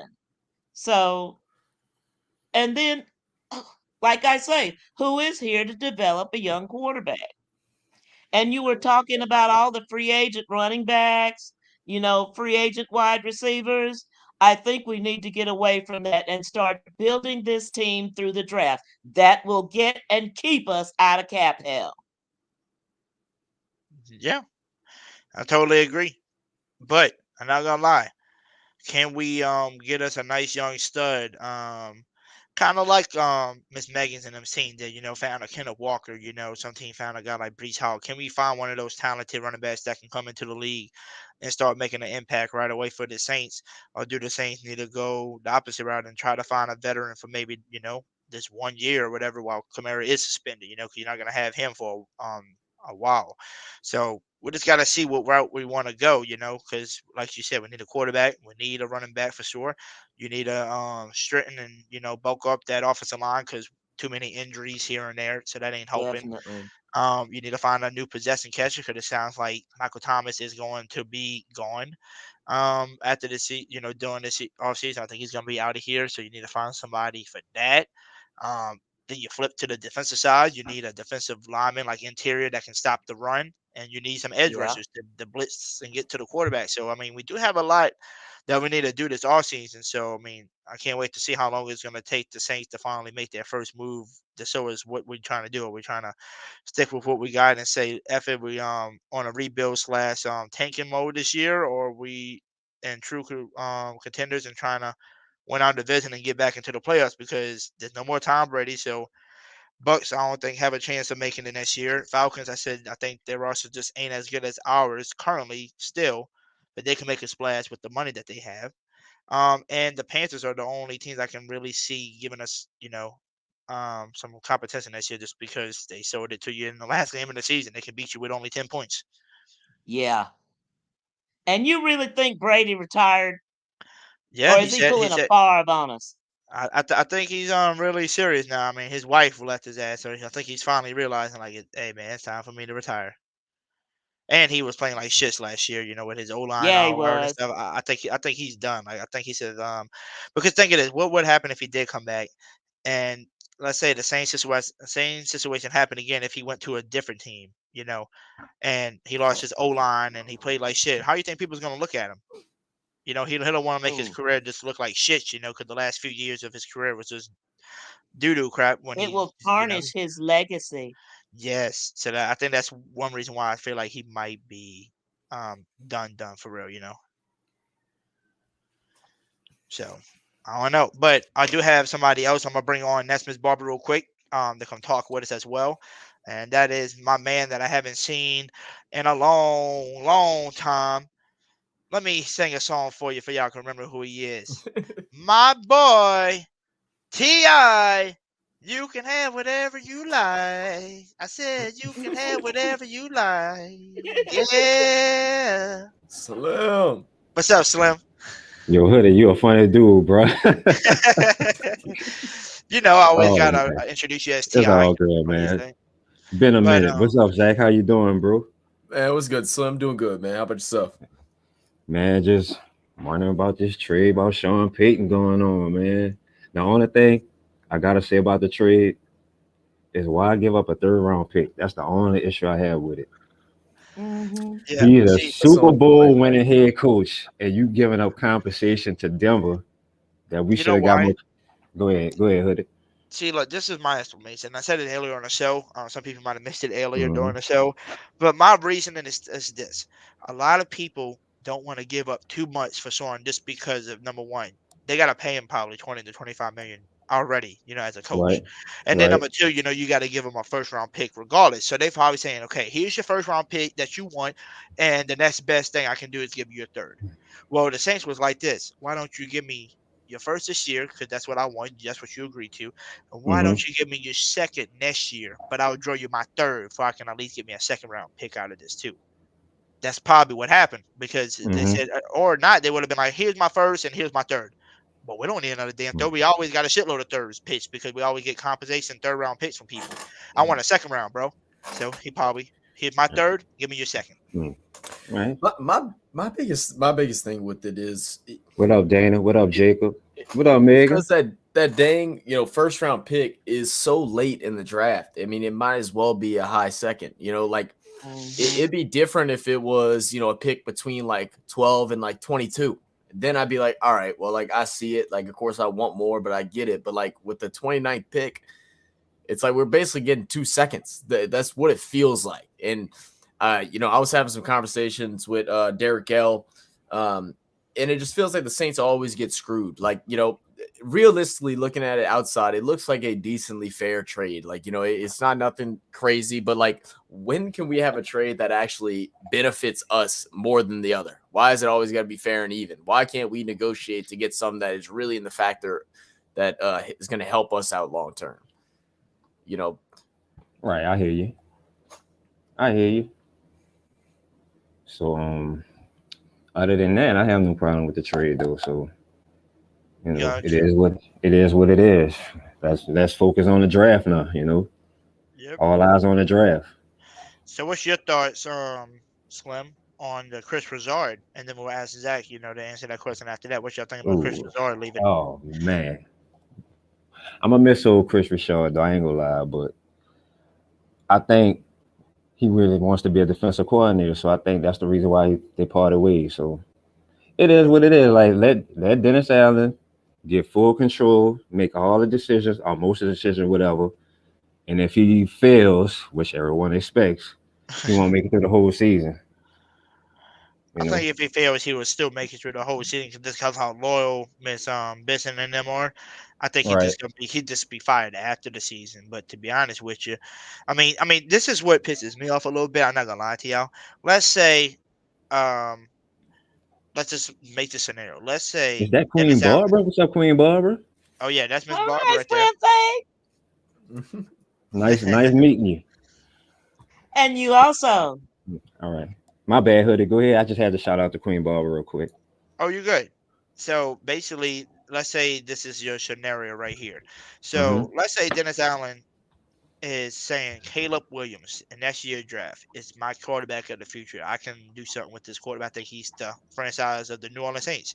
So let me, make it look like we roster changing people, because we might need a tank this year, to get a guy like him. And Right. let's say he does that for you. But now this is his second season having 2 losing seasons, right? And then Mhm. next year he's fired. Now you got a first round pick, but who are you taking now? Like, you know what I'm saying? It's kind of like the situation Lovie Smith was in. Lovie Smith had one season with the head coach with the Texans, and they got rid of him already. I'm like, damn. I said Lovie Smith got one season with you, and he's gonna have a top pick. Maybe he can draft the quarterback that he actually wants to coach with now. So I mean, we'll see what happens. But like, to be honest with you, Joe Mixon and them are just too loyal, and I don't know how much we got to take from Dennis Allen if he does not succeed this year. How long we got to, suffer from all this before they decide, like, hey, man, it's time for you to go. Like, I don't know. You're right about that. They're singing "Kumbaya" too much. So on Airline Drive, I mean, I just have to wait and see. I guess So, but no matter who's the quarterback, just my personal opinion. No matter who we bring in as quarterback, do you really trust him with Pete Carmichael? Absolutely not. I don't know. It just depends. Because the reason why I say it just depends is Dennis Allen really going to, not put his hands into the offense this year and actually focus just on the defense and the team and let Pete Carmichael do his own job before we can see what Pete Carmichael really got left, as a offensive coordinator. Can we really see the full thing? I don't know if Dennis Allen's going to do that because I can't tell you and say, okay, Pete Carmichael was complete this booty cheese last year when we heard that Dennis Allen was, doing some of the stuff as well. So like he didn't have full control of it. If you tell me that was all full control last year of Pete Carmichael, everything was just only 100% him, then I'll be looking at you be like, I don't know if I can trust him this offseason. But now what I heard from last year, I'm like, okay, this is your last chance, Pete Carmichael. If you got 100% control, bro, I need to see it. I need to see what do you have. Because if you're not it, bro, we gotta let you go next year. We got to. We ain't gonna survive season after season hoping that you change. Because and that's what somebody was saying too. I don't know if y'all heard this. Somebody said, "What's gonna happen?" There's two things that's gonna happen in the NFC South this year. Y'all gonna see the Saints. Probably be more successful than anybody in that division because they're gonna be the only team without a new head coach. They're gonna have the same coaching staff, that are familiar with everybody compared to switching head coaches like the Panthers, the Bucks and the Falcons still got them, but they still changing up a lot of people. Or the other thing that's going to happen in the division is that these new coaches are going to be the right coaches for that team and help them succeed while the Saints are still failing with the same people. That's what somebody said. I said, "Damn, I didn't look at it like that. We could be the teams to succeed because we got familiar stuff in the building, or we're gonna be the team that still kept the same stuff and they still booty cheats no matter what, and we're the team that just fall to last place." Yeah, I mean the way I feel is with losing the coaching staff there where we are, it's it's respectful the way that we let them go. If they have high offers to be able to work a higher position and move up in the coaching tree and stuff like that, then good for them, and we let them do that, and that's awesome. But it's like, why aren't we fighting for these good coaches, and instead of just letting them go somewhere else, instead of improving them or giving them a promotion? It feels like it's like almost like the start of the end with everything as a whole. Because I mean, we talk about blowing up the team and things like that, but realistically, good teams don't blow up their teams and try to rebuild. Like, how long have the Steelers been good? Even with a Patriots team that isn't great like it used to be, they're still damn near the playoffs, even without Tom Brady, and they're trash now, but they're still they're in the playoffs. There's things like that has to be assessed.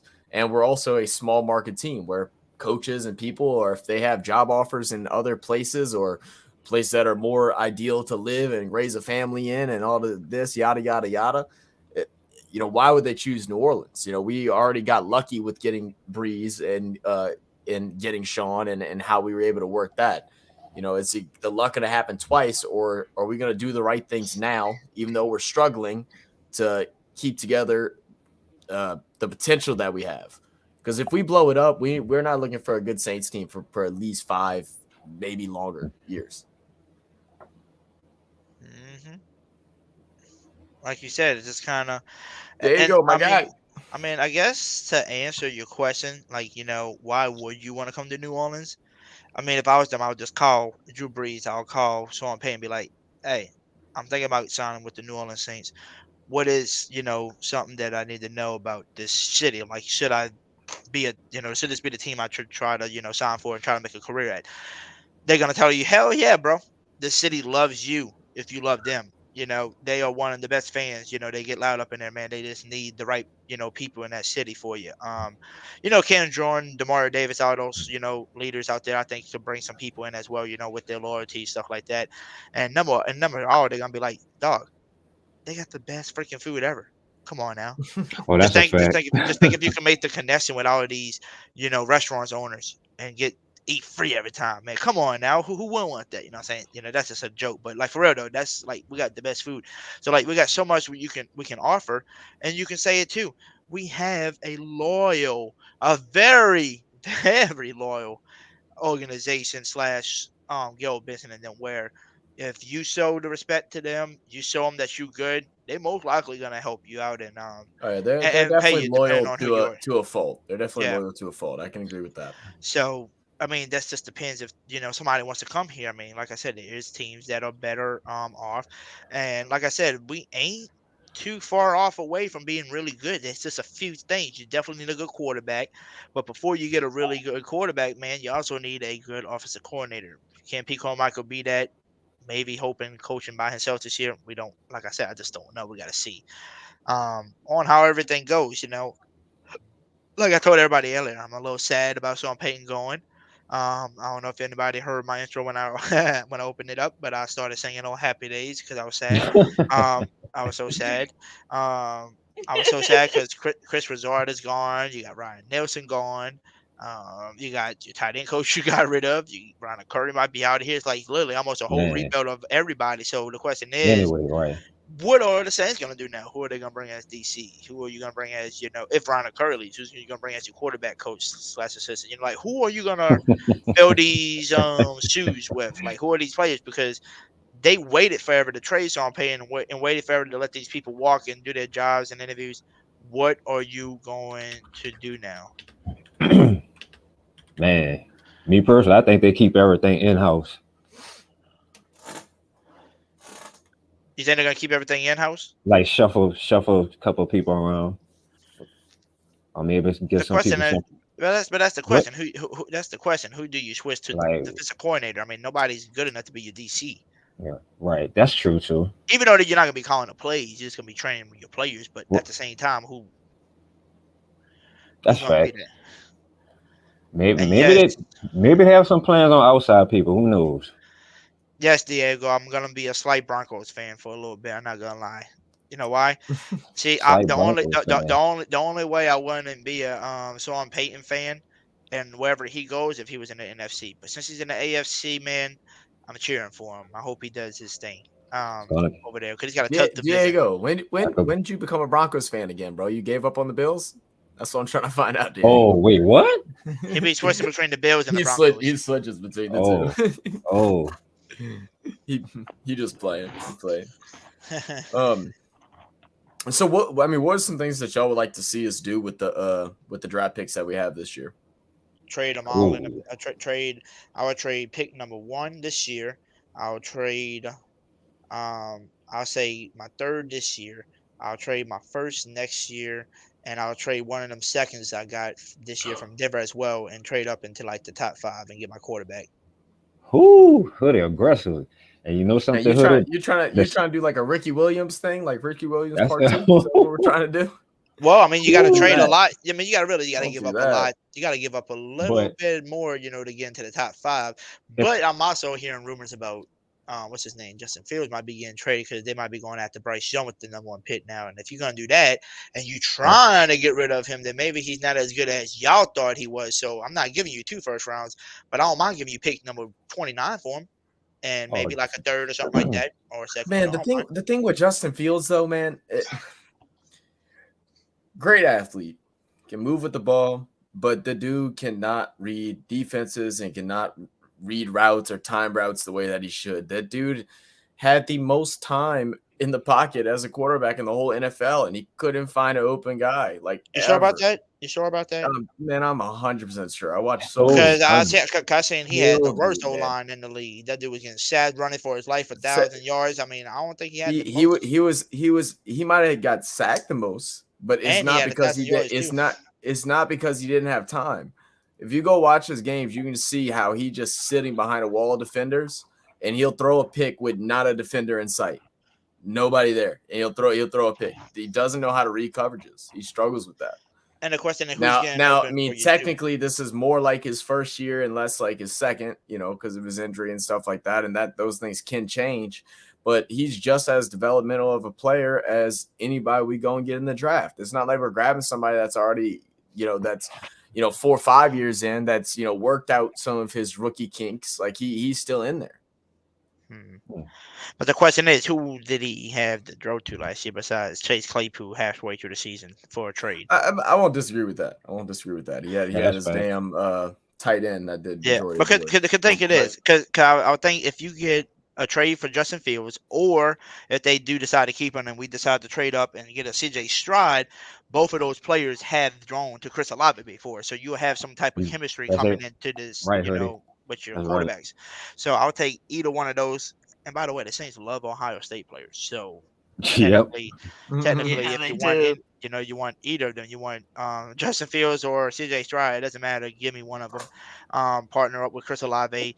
They get the speed with Rashid Shaheed and give me a possession catcher. I would take any of those. But what I'm really praying for, and I know a lot of people are gonna hate me for this, I want freaking Jameis Winston back. I hope he like he's really low. He doesn't give it in what Dennis Allen says and say, Dennis Allen, bro, I'm on contract. Am I your starter or not? Like, what the hell do you want to do? Because I know you fucked me in the ass last year and kissed, and stabbed me in the For back. So did whatever real. you could. I know what you did to me, bro, but I'm loyal to the city. I love the New Orleans, man. Do you want to promise me I am going to be that quarterback? And if he That's the does, thing, Hooded. That's the thing, Hooded. The Jameis. That word don't mean nothing though. That word Right, don't mean right, nothing. Hooded. That Like, Browns don't mean Especially if does it's he nothing. coming from Allen. Right. Does he oh, you know what I would do? I'll be like And I'm this, sure okay? that's how a lot of players Look, feel too right hey, now. hey, this is how I feel. Right, right, Zach. If I was Jameis, I'll fuck with Dennis Allen and be like this. Okay, look, I know you kissing my ass right now. You want me to stay? You can't find you another quarterback. You don't want to waste picks on a guy like Derek Carr. I know what you don't want to do, bro. Okay, but I need you to promise this. Let's redo my contract right here. All right, and in this contract, it says I will be your starter. And if you are lying and you don't put me as a starter, if I get hurt and you don't put me back in when I'm ready, your ass is fired as well. And I'm that's what I'll do. I'll be like, that shows me that you really into me. If you're lying to me, you want to lie about it, then guess what? You're fired. You lost your job that you thought you wanted. I would literally go deep down in there with him and tell me the truth. Put it in the contract then. If you telling me that truth, because last year you wasn't showing me none of the truth that you told me. Allen is a liar, and the truth ain't in him. That's right. And he too arrogant. He too arrogant to do that, Hoodie. He's arrogant. All right. So here we go. Ain't nobody So let's do go. that. So let's go. Let's go around. So let's go around. So let me ask you, Zach. I'm removing. The dude throws. I imagine he throws like 30 interceptions in 5 games. He benches them and he gets fired. Like you can't sign a contract like that. So Zach, let's go in a circle, Yeah. and I'm gonna start with you, and then AKA I don't know if you're still there because you might as well mute. You still there?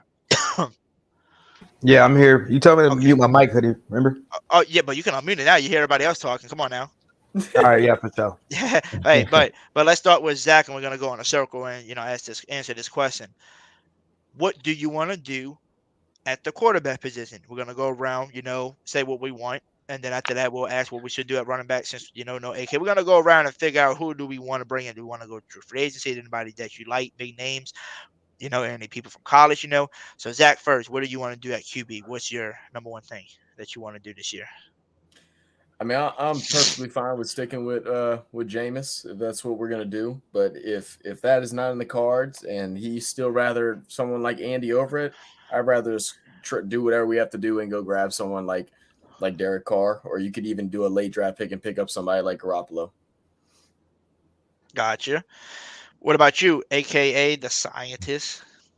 I think we should just convince Jameis to come back. But if we don't, hey man, I think we should probably just draft that dude Tanner McKee out of Stanford with the 29th pick, and then get Caleb Williams next year when we go 0-17. Oh damn. well, if you wanted to do that, we could have. God, he's trying to ruin another rookie's career. We could have just signed Andy Dalton. He probably just a backup, like at best anyway. So it wouldn't hurt. It wouldn't hurt him that bad. And we're gonna go to Miss Barber next. Ideally, I'd like to see Jameis back, but if that doesn't happen, what I think is going to happen is that Dennis Allen will go for Derek Carr.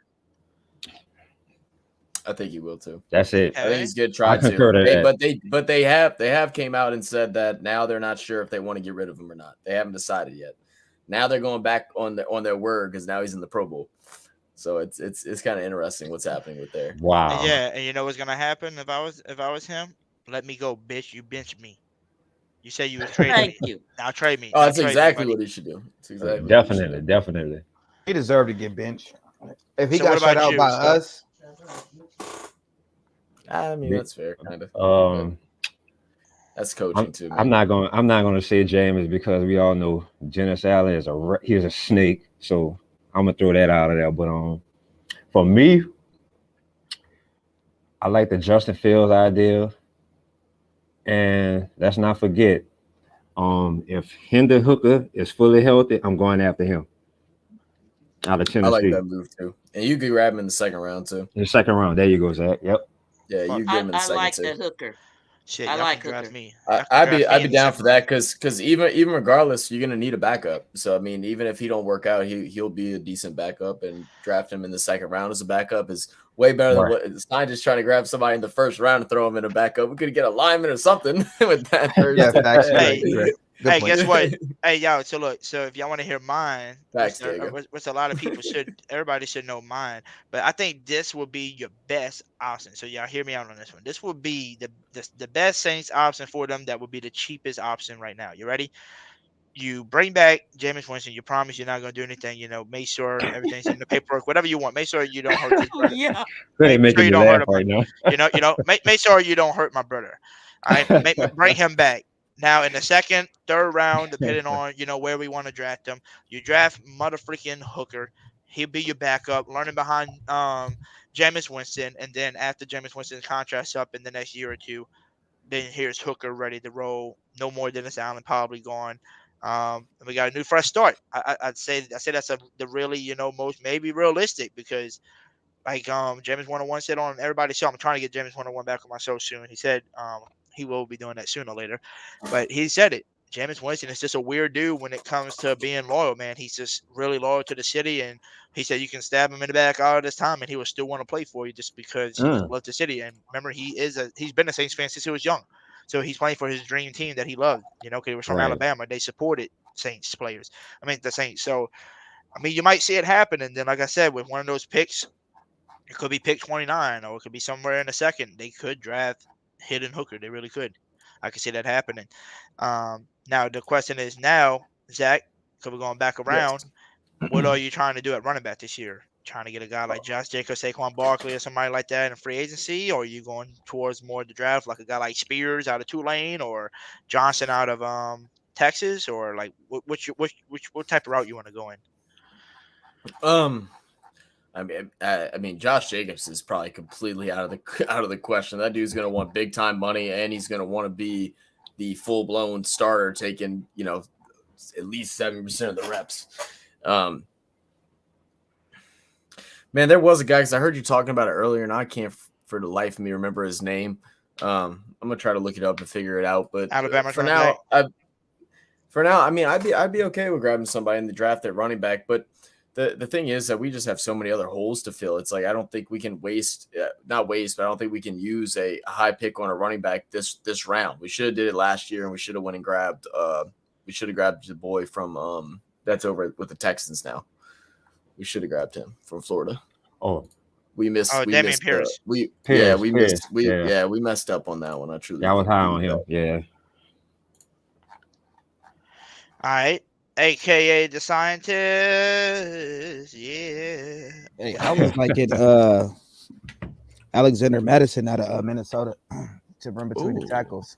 Oh, interesting. Yeah, and then probably still draft another running back because this is a studded I mean, this is a deep Oh, draft man. at running back too. You got all kind of guys, even guys like latest like Tajay Spears from Tulane, Tank Bigsby, old boy from Blake Corum from Michigan. You got running backs, Deuce Vaughn. So you got running backs. You can draft a young guy because Kamara's gonna be suspended anyway. So we're gonna need like a 2-headed, 3-headed monster anyway throughout the season. So I think we sign one and then we draft one also. All right, Barber. Ideally, if we drafted one, I'd love to see Spears in a Saints uniform. But if not, you know who else I like is Saquon Barkley. I've watched him this year, and he's just wowed me. All right. Slim Self. All right. Now I'm of course go with Spears from Tulane. You know, I really watched that guy this year. He showed me something that he's ready, especially against that game against USC. Oh my God. But I'm not. I would say Saquon Queen Barber, but I don't think the Giants gonna let him go. You don't?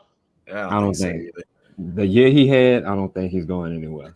I think the ball is building something good over there, man. I think they're actually going to be back to a decent team for consecutive years. Right. But yeah, that's for me, Spears, and maybe I don't know. Do you have a? I don't know who the free agents are as running back. So probably I'm looking at a couple names right now. Some that are kind of sticking out to me is like Miles Sanders, a free agent, and they've kind of been working Gainwell into taking that starting spot. Hoodie mentioned him earlier, Dante Foreman, Mostert, who actually had a couple of decent games when they actually ran the ball with them over in Miami, as well as Jamal Williams. I doubt they let him go. And then Kareem Hunt will also be available, even though he is 27. I've been saying Kareem Hunt though. Like, yeah, I know it's crazy.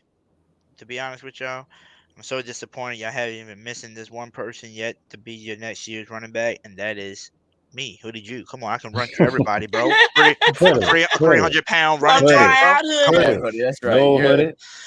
I thought you run routes and catch passes, bro. Well, duh. I thought can you were a run wide out receiver. I can do everything. He's also a coach too, right? I'm gonna take some Hill. I am. I'm gonna take some Hill, bro. I can do anything. But shit. You know what? Whenever our field goal kicker starts effing up, put Taysom Hill at kicker. Or you know what? Whenever Dennis Allen starts effing up, give him the play. But let Taysom Hill take over as head coach. I bet you he can do it better than him. Shit. Taysom Hill can do any damn thing you need him, and that's what Hoodie Jew can do. You know what I'm saying? I can go take me some plays off of Madden, and I bet you we can run the offense better than Pete Carmichael's been doing. Because you know why? I can be a better coach than some of these goddamn people. I'll be talking to people at the games when I'm live. I'm like, yo, you see this shit? It's 4th down and 1. Oh shit, it's 3rd down and inches. Just put Taysom Hill in. He's gonna get you 1 yard or an inch, goddamn, with a QB sneak. What they do? Pitch it to the outside or go for a pass. What the frick are you doing, Saints? You know what I'm saying? So that's why I try to tell people, sign me up as your GM, your head coach, your running back, your quarterback. It don't goddamn matter. Your boy's going to give you a W on that field. So at the end of the day, But he's like, you can hire me for free. I just want to be at the games with the good seat. Yeah.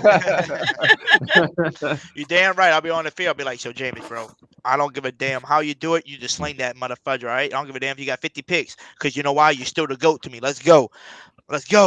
You got Rasheed Shaheed on the outside. You got Chris Olave on the outside. Who's my possessing catcher? I don't give a damn. I don't want to tell y'all gonna get pissed off. But Michael Thomas is in the slot. Goddamn, we kept him. Yeah, I paid him $100 million. I don't give a damn. He's been hurt. I don't care. That's my boy though, because he took my contract. I didn't get paid a damn dime because I didn't give a damn. I was on the field with them, And then you know how funny it would be to see a 300-pound.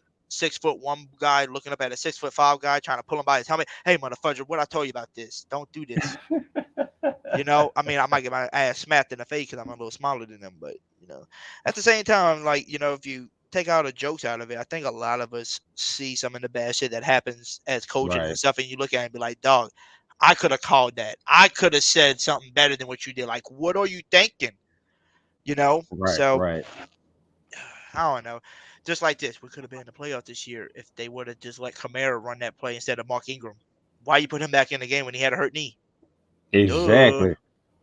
Well, Kamara probably would have fumbled anyway. So it just don't make no damn sense. That's tough. But I got a question though. You know how Joe Burrow played with Jamar Chase at LSU? Didn't Justin Fields play with Chris Olave at Ohio State? Mm-hmm. So Yeah. that could be a nice little hookup, you know. CJ Stroud did it too, by the way, with Olave. Okay, so either one of them. Yeah, either one of them would be good, but the question is, will you get either one of those? Probably not. Probably not. And if you put me as the head coach, you're not getting them either because I'm sticking with Jameis. So, sorry, not I sorry. wouldn't be mad at that either, but Dennis Allen, bro. Dennis Allen's a Oh snake, yeah, dude. oh yeah. Trust me, Dennis Allen will be gone. He'll be your defensive coordinator again because I'll be telling them they ain't nowhere else you're gonna go to be a head coach. God damn it, you suck. So just go back and do your coaching, and I'm gonna do the real head coaching job, hyping up my people. I'm gonna be like telling y'all, hey, y'all get 5 sacks today. Y'all get some free lunch for me, baby. Crawfish on me. Crawfish and crabs and shrimp all on me, baby. Hey, guess what? Guess what else? Y'all get 5 sacks. Guess what you're gonna see me do? You're gonna see me do 5 backflips. I never did a backflip in my life, but I'll do it. This 300-pound man's gonna show you. Come on, I need 5 sacks today. But Hoodie, that's how what a real motivated they're coach gonna does. be. That's what I'm saying. You know how motivated right, they would be to see me do 5 backflips because I never did it before. They're gonna be like, you know what? That's easy. I'm getting me 5 sacks today, easily. Man, get Yeah, crawfish, you seafood, got F&Bs. something there, Slim South. Because it seems like to me that Dennis Allen, is kind of a little bit removed from the players on the field. Like, say y'all go out here and do this and yada yada yada yada yada. Right, And I'm just gonna sit back here. It's like there's a distance between them, and you didn't feel that kind of distance between the players and the coach when SP was there. You know what I mean? Right. Agree with you on Exactly. that. Exactly. Hey, Queen y'all. Bobby. Hey, you know what's Agree with you funny? on that. You know what's funny though, because this is the funny shit. People think, like, trust me, there's coaches out there that are just freaking amazing. They can do whatever they need to do with certain players. They can tell like this person is good. I can make you a better player by this and that. But they got some coaches that you just look at and you say, okay, look, all we need, I need to find me the best 5 offensive linemen. You know why? If I got the best offensive linemen, my quarterback protected, and we're gonna have a good run game. All right.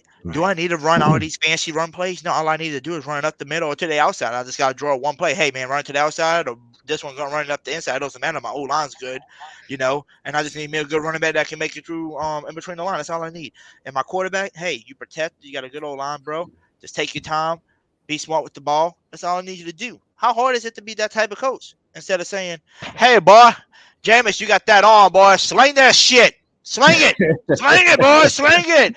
No risk it, no biscuit, bitch. Yeah. You know what I'm saying? Like, it's like that's Right. not hard. I That's hear not you. hard. I That's hear not. you. It's just like some coaches, I feel like, take advantage of certain players, and that's why I told people I think a lot of first-round quarterbacks who get drafted to city teams get overused for their talent instead of playing to their advantage, To their strengths. and to their strengths, like Sean Payton does. And I think that's Facts. why. Facts. I think that's why he's going to help Russell Wilson get back on his feet with the Denver, because he's going to play to his strength. Man. With those weapons too, man. Yeah. Woo. So I mean, just think And about this, y'all. I figure he'll help straighten out that culture in Denver because they had a lot of snipping going on between players and stuff. Especially That's Russell not going to Wilson. happen with SP. You know what? I'm surprised I haven't been able to play for anybody yet. You know what? I haven't played in a while, Zach. What we about to play? On down. You do all that all you want, Undertaker. You come on down. Die. Shut up, bitch. Oh my God. I haven't played that in forever, dude. I ain't had somebody that dumb on my show in a while. Damn. Golly. What a tragedy, Hoodie. I know. Jeez. Well, man, but It's okay, though, man. It's good to not have some dumb people sometimes on your show. And that's not to be rude, but I'm just saying, some people just don't. Look, Hoodie's just lucky that we don't have the ability to click that on his ass. Yeah, I know. I know, right? He said, that's why this is my show. He said, this is my show. Y'all can't do it to me. We understand. We see you. Yep. You can't. We So ain't now, blinded to your activities. the next question, which we're going to go to Zach, wide receiver. Yes. What way do you go? Ooh. Do you go good question. free agents? Do you go NFL draft for your possession catcher? Because like Coach Dennis Allen them said, we need a possession catcher. That's what we were missing last year. So let me just be retarded and trade Michael Thomas anyway. That is my possession catcher. You know what I'm saying? I don't know. It's just I feel like they dumb too. Like you say you was missing a possessing catcher and you trading him away probably or letting him walk. How stupid are you? Like yes, he was hurt. Right, He was Hoodie. hurt. Did you not Right, see what he right. do for them 2 games or 3 games he was in? Speak, Hoodie. Preach it. Oh my goodness. So Zach, yeah, what you doing? For free agency or do you go what you call it draft route? I don't think we go draft route. I think we got 2 young wide receivers. I think we need to bring in some guys that have a little bit of experience that might, that handle their own. What if we trade for haven't D-Hop? gotten their full shot yet? I would love to D-Hop get wants out. D-Hop. I think Remember D-Hop wants everybody out? in the world would want D-Hop. But My goodness. Then it's where we how do we get him? What do we trade for him to get him? Like what are we gonna give up? We already have very little. I mean, trade whatever you need to trade. Oh God, Scholar's in here. Oh Lord. Oh I yeah, know. she just called me. Yeah, she about to be yelling. I hope she didn't hear that. I hope she didn't hear what we said about her 5 minutes ago. I know. Hi, Skylar. Everybody act cool. Just say, "Hey, Skylar."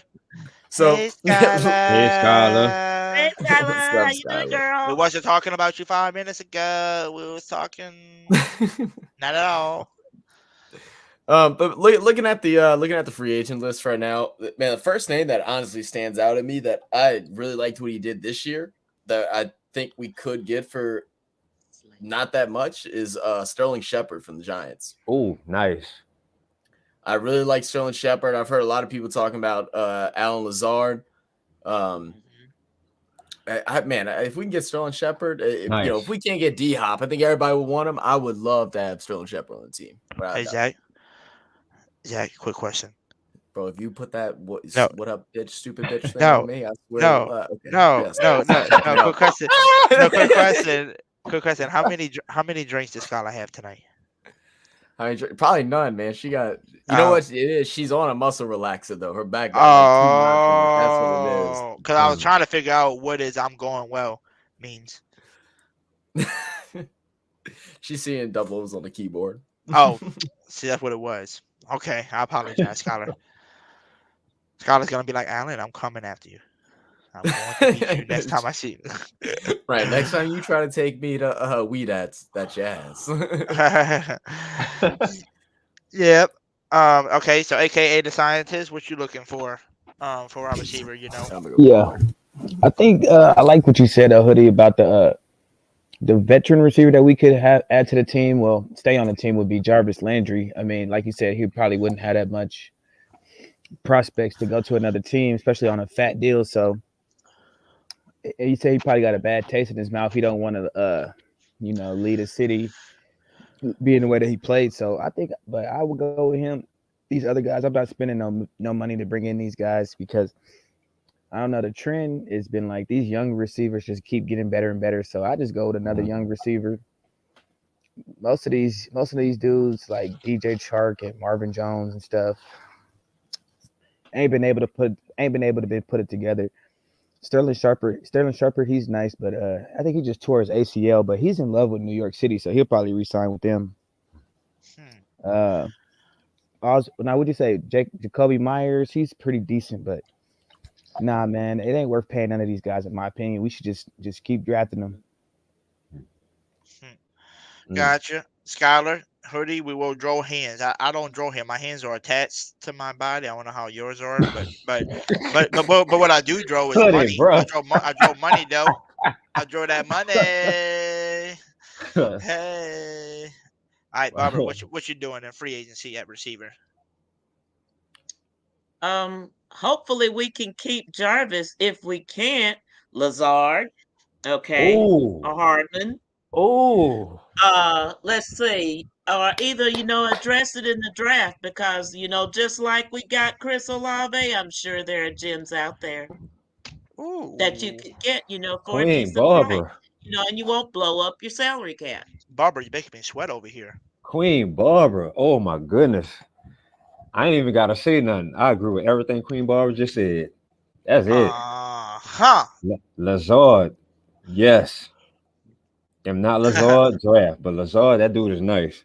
Nola game said no more strip clubs hoodie. I can't, man. I just can't. Strip clubs is the home. of the Hoodie Juice. No, I'm just joking. I haven't been to a strip club in I don't know how long, probably since I was like 18. Oh my God, I was in my 20s the last time I was in a strip club, and no, I was not stripping. Yeah, Barber. Good way to hide it. Good way to catch yourself. So Yes, indeed. now we need to Lazard's a know. free agent. That's now, interesting. Now we need to know. Well, hold on. Zach ain't back yet. I don't know where the hell Zach went. I doubt Green Bay lets him walk though, because they receiving core kind of limited. Right. Alan Lazard, you talking about? Yeah, for Yeah. sure. I don't know. Yeah. The way he Willie? said. Hold on. Let me find this for y'all. Exactly. Let me I didn't know find he it. was a free agent. I didn't know that. Hold on. Yeah, watch this. Watch me pull up Alan Lazard's interview. That boy didn't sound good. And Aaron Alan Rodgers going to be Lazard. out of that too. So Yeah. They would only have like one receiver, Christian Watson, and then they would have Romeo Dobbs. So I don't think they're gonna let go of Lazard. Hold on, y'all. that would be nice though. I think we could do better. I think Chris Olave is already better than Alan Lazard anyway. So we probably could do better in the draft than any of them guys. Probably these young guys are so good coming out, man. They're so well coached and They really are. Yeah. Like all the top receivers right now under what 26, except for who? Right. Devontae Adams. Right. You got Justin Jefferson, Oh. Jamar Chase, Jalen Waddle, and the other one was Tyreek Hill. He older, but like most of the guys is young guys. Get drafted. You're right about that. Yeah. I'm convinced Justin Jefferson is not a real human being. Oh, he's not. He's not. I give one. Let's He's see. not. Now I'm gonna put this over the thing for y'all, for people can't see it. So hear this video by Alan Lazard. I want y'all to hear him and tell me if y'all think he's going back to Green Bay or not. This will obviously be a difficult offseason. Do you expect 12 to be back in the fold next year? I don't fucking know. Shit. I don't know where I'm gonna be at. Ooh. I can't worry about somebody else.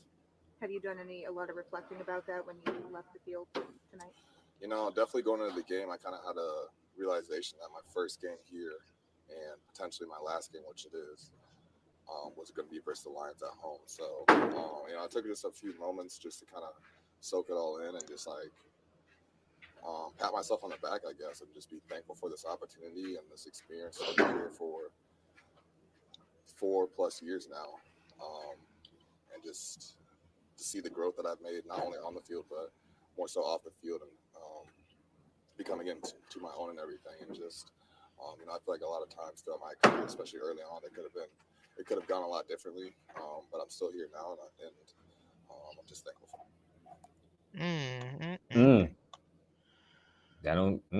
See, but that's it. I think that was right after the game. So, you know, a lot of emotions are high. Once you give guys time to chill out, think about it, you know what I'm saying? Even Tyrann Mathieu blocked everybody on Saints Twitter or everybody on Instagram or whatever. Like, these players have a pissy fits all the time, but they're coming back around. It's about to be a That didn't shakeup in sound Green Bay. positive to me at all. It's about to be a shakeup in Green Bay. Hey, Skylar, if you're in the chat, can you tell Zach to hurry up and get back over here? Because we're trying to continue this podcast where we can finish going back in the circle and answer the questions of free agency. But this guy don't, want to walk off and turn his damn screen off. Skylar, if you're there, tell him to hurry up. Give him a phone call. Tell his butt to hurry up. Wait, I don't even think Lazard was he a 1,000-yard receiver? Oh, you right here? Oh, you right here? Yeah, I'll be there in a second. Oh, you're gonna be there in a second. Okay. 1, 2. One. No, I do that all the time. Whenever we like, give me 1 second. I'm like, I got you. 1, 2, and they're like, what you want, Jude? Tell me what you want. What you got to ask me?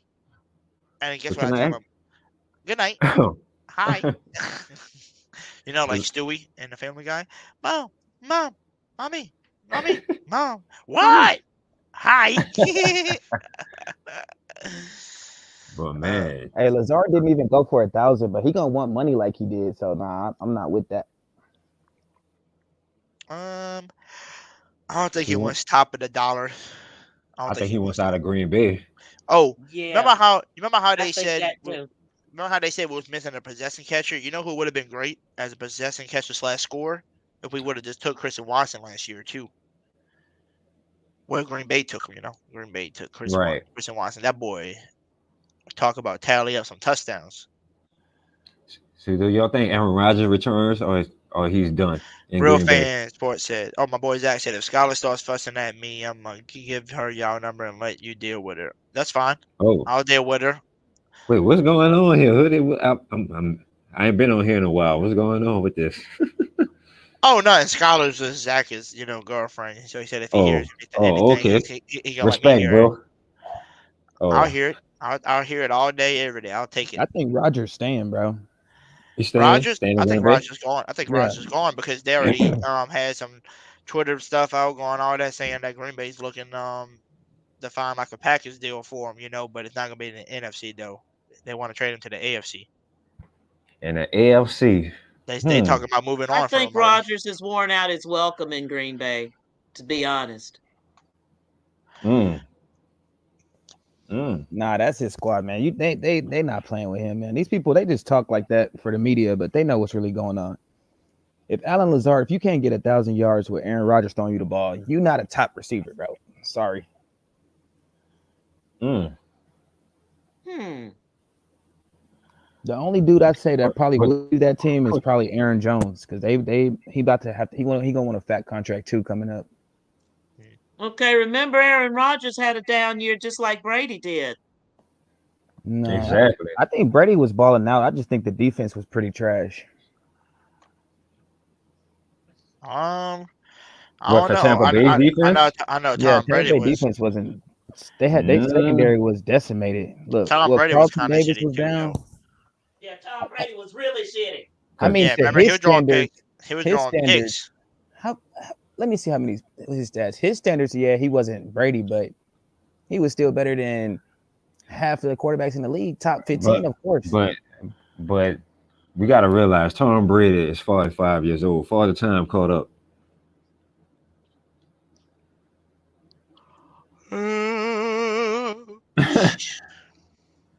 Sorry, y'all. I had to let that yawn out. Or maybe was it Byron Threw for Leftwich? 4,600 yards, 25 touchdowns. Hey, y'all. 4,600 yards, 4,700 yards, 25 last touchdowns, season? and 9 picks. How is that bad? Yes. Well, they know. Hey, everybody. I appreciate y'all watching the show so far. I don't know how the hell They we still eliminated got that. over 30 people Oh. watching. That's crazy. Still got over 30 people watching. How many points Tampa Bay averaged this season on offense, AKA? All right, give me 1 second. It's probably low 20s. I'll look it up real quick. Okay. So probably average like the Saints. The Saints average what, 19? If that. Yeah, they average about 19 points a game. Yep. Exactly. What we average? 19. 19. Hey, bro, we had you put me at coach. Our running average attack 20. was top tier for a little bit in this year. Let's see There he how is. much they About average. time. God damn. Back. Ruining the podcast. My We have to bad, start bro. talking Look, about look, strip look. clubs and shit. Hey, a funny dude, when bro. the female calls, bro, we all know you better go and answer. I ain't trying to deal with Hell it. no. You I ain't trying to can go deal straight with to my voicemail. I'm gonna give her your house address and I'm gonna let it come straight to your door. That's what I'm gonna do. But then again, that's why I'm single too. So this There that's why your boy. That's why your boy is single. Oh, why are you single, Jude? He's married to the Who Dat Nation. That's what he's married to. Oh, well, hell yeah! Happily taken by the Saints. Y'all my family. So, so that's how I'm married to. In sickness, in health, or in Dennis Allen's Oh coaching. my God, those vows.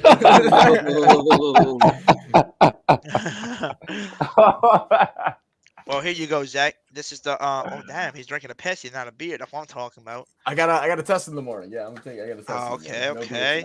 So here's the next question. We're moving on to the defensive side. What do you do in free agency, or do you take it in the draft? Defensive end. What are you looking at? Are you? Oh, and by the way, are you bringing back Davenport and stuff too? Like, what are you doing with that defensive end? Okay.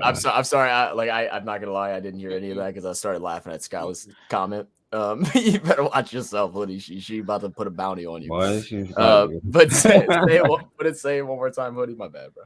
Oh, you're good. By the way, Scott, I don't know how you telling me I'm gonna catch these hands. Are your hands disconnected from your arms or something? Like that's crazy. Yeah, she didn't I hear didn't know you you say can that draw in the hands. first part. I didn't know you can draw hands like that. That's crazy. Okay, but hear me out. But hear me out, Zach. So what are you doing on the defensive side at defensive end? You know, your edge rusher.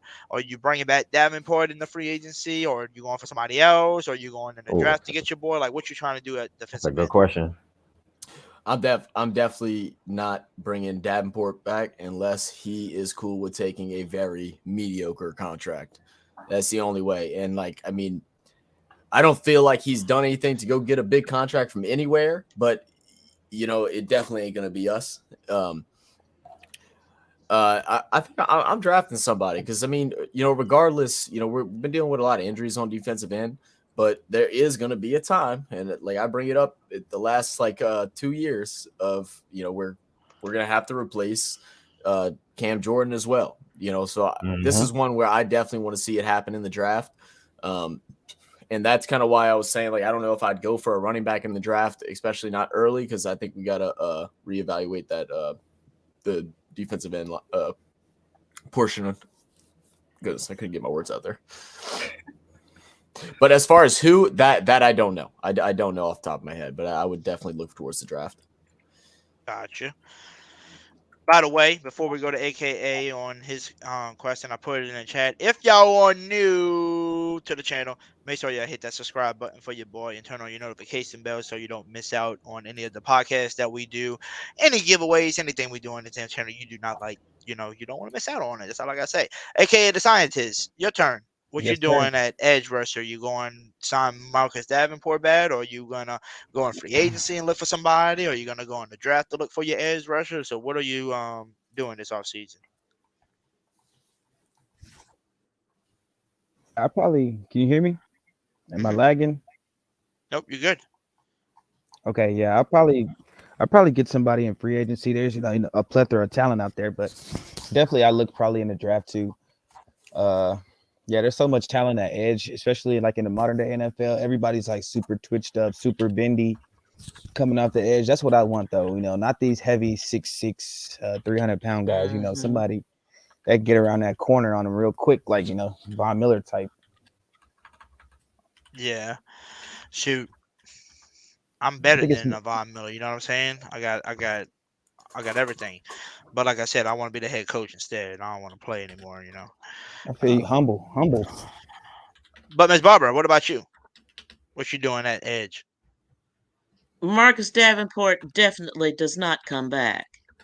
I'd be looking in the draft for somebody that's not one of these big old guys, but the trend has been going toward defensive ends, not toward the big ones, but the smaller ones that are fast and have good feet. So I'd be looking for somebody like that in the draft. Gotcha. What about you, Slim? I mean, T.I.?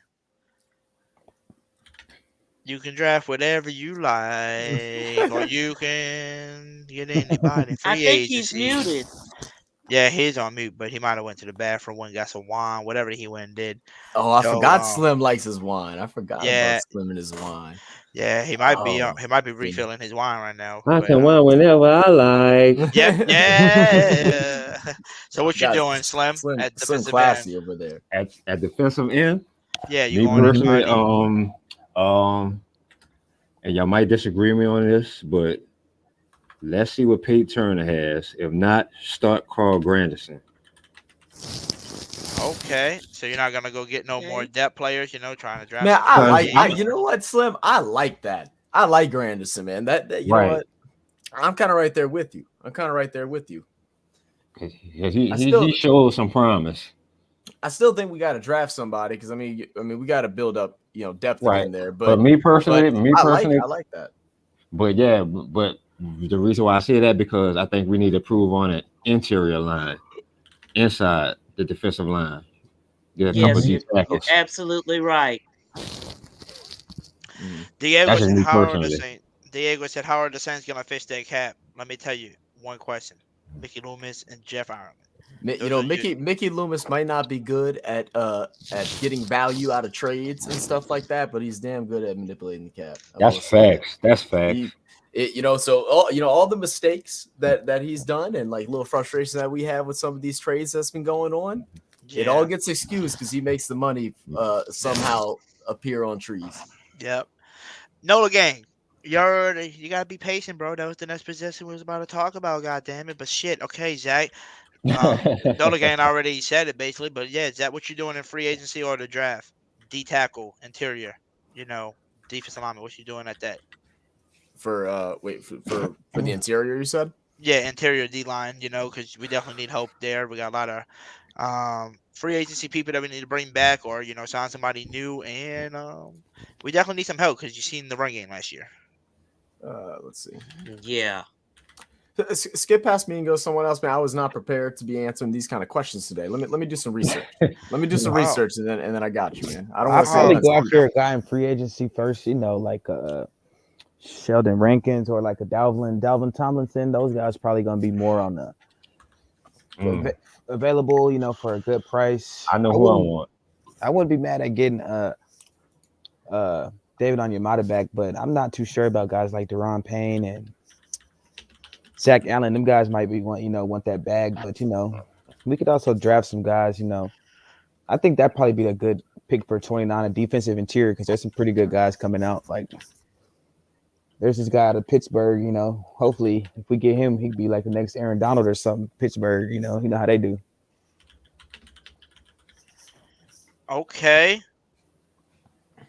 Barbara? Yes, sir. What about you? Interior defensive lineman, what you trying to do? Free agency, draft, or just keep the same players you had this year? On the interior defensive line, I wasn't very impressed with the way our interior defensive line played this year. And all the people that they cycled in, I wasn't impressed with any of them. Okay, so free agency, draft, both. Mm-hmm. Because we do need to get younger. That's exactly what I was about to say too, man. Team in the league, are we not? Mm-hmm. I don't know if we're the oldest, but I think it's pretty damn close with average, and especially I think we're definitely oldest on the defensive side. Youth is somewhere where we got to go. Even if we go pick someone out of free agent, it's got to be because they're just coming off their rookie contract, and Dennis Allen saw something because he is pretty good at picking defensive players. I'll give that to DA, picking young defensive talent. So if he can find someone coming off a rookie contract and the other people aren't wanting to pick up, I'd be cool with that. But I don't want nobody over the age of like 25, 26. Ooh. Like there's no shot. Or some of these defensive free agents, because they're gonna be wanting that bag, and I'm not sure if we got the bag to give them. Yep, that's right. Oh, that's what they're gonna want. I can offer them a hoodie Jew backpack. That's a bag. I mean, you have t-shirts kind of in the working too. So you get a t-shirt, bro. I can put a t-shirt in that bag and one of those bracelets, bro. I need another one, by the way. It popped. And a hoodie Jew hoodie in there too. I can do that as well. Shit, that'd be worth a lot of money. That'd be worth more than their contract. Yeah. All right, so we talked about D tackle, edge. Wait, we didn't hear Slim. Oh yeah, yeah, you didn't get Slim. Stop. Oh, we didn't. My bad, Slim. Normally he agrees to everything what Barbara says, so I thought. Stop it, hoodie. I'm sorry. But man, Barbara making some good points, bro. You know that. But Barbara always has good points. Y'all understand. Barbara's she on point with her stuff. Y'all don't play with Barbara. But me personally, I'm drafting one, and I'm going after Fletcher Cox. I know what you said, Zach. You don't want nobody older than 25, 26, but we could get Fletcher Cox on a 1-year, 2-year deal, something like that, and draft one. We'll be straight. The only value with bringing in an older person like that is, I mean, I don't know Fletcher Cox well, but it's someone that's willing to help mentor these younger guys. We see that happen. We see that happen a lot in the in the NBA, especially Golden State has their guy, Miami has their guy. Andre if we can bring Iguodala, in an older person that wants to, yeah, right. And Andre Iguodala. And then even for us, we have goodness, the dude from LSU. Can't remember his name, but regardless, if we bring in an older guy, it's got to be because they're willing to help the younger cats. So like we got to look at our depth chart right now and who we got that's young that can be molded and be a guy like Fletcher Cox. That dude has had a Hall of Fame type of career. I think Fletcher will want to go to a contender though. Yeah, And we ain't that. that's true. And that's also the That's problem true. with getting older That's true. talent is that they're going to want to go to contenders. They're going to want to get one just like how Von Miller did. Yeah, and oh boy too. What's his name? He went to the Eagles. And Dominican Sue. Dominican Sue. Yeah. And Linval Joseph. Both of them. Yep. He's a mercenary. But they always want to go to a contender. And you see he in the Super Bowl now. Yeah. So that's me personally. But I still go after them. I don't care. What's your typing up there? Yeah. Oh, my bad. No cap. Good pickup though. What's your You typing? know, we want to stop the run. We got to stop the run. Well, if you want to stop the run, what you do is, I don't know. Boy, because Honey Badger was holding on for dear life there, boy. Hey, he was making some tackles though. Yep. All right. So I think we went through all the positions. We went over Kris Resort. We went over Sean Payton. We went over everything that's really the topic. Not gonna lie, I don't know how the hell we still got 30 people up in here at midnight. So I do appreciate everybody that's in here. If y'all haven't already, make sure you smash the shit out of the like button for me. Hit it. Make sure you hit the subscribe button if you are new. Also turn on your notification bells so you don't miss out on any of these podcasts we do, any giveaways we do on this channel, etc. Y'all don't want to miss out on any of them. Just got a question coming in right at the end here. I don't know if you Oh God damn it! Why you had to come in last minute? Cheese Live. I'm trying to go to. Is that the other chief Jose or whatever? No, that's the chief guy. What's up, man? I haven't talked to you in a minute. I think Chief Live. Yeah, how did Tyron do for you guys? How about I say he did good because he racked up the most tackles ever in his career. Yeah, he had a period where he had to adjust to things, but once he did, he was solid. Did he make the All Pro? I thought he was like an All Pro. No, he made Pro Bowl. Yeah, he made Pro Bowl for sure. All right. I mean, that's fan voted and stuff like that. Disappointed in Marcus Middle.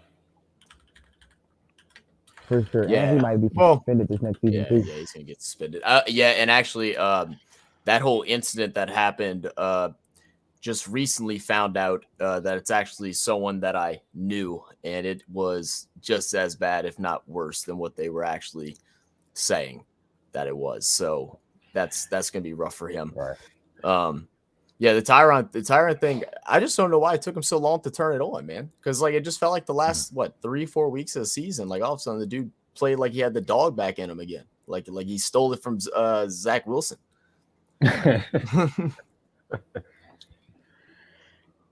All right, so now, before I was really interrupted by Mr. Zach to see if I wanted to answer Chief Slide's question, but yeah, I'm a good co-host, so don't talk bad about me, bro.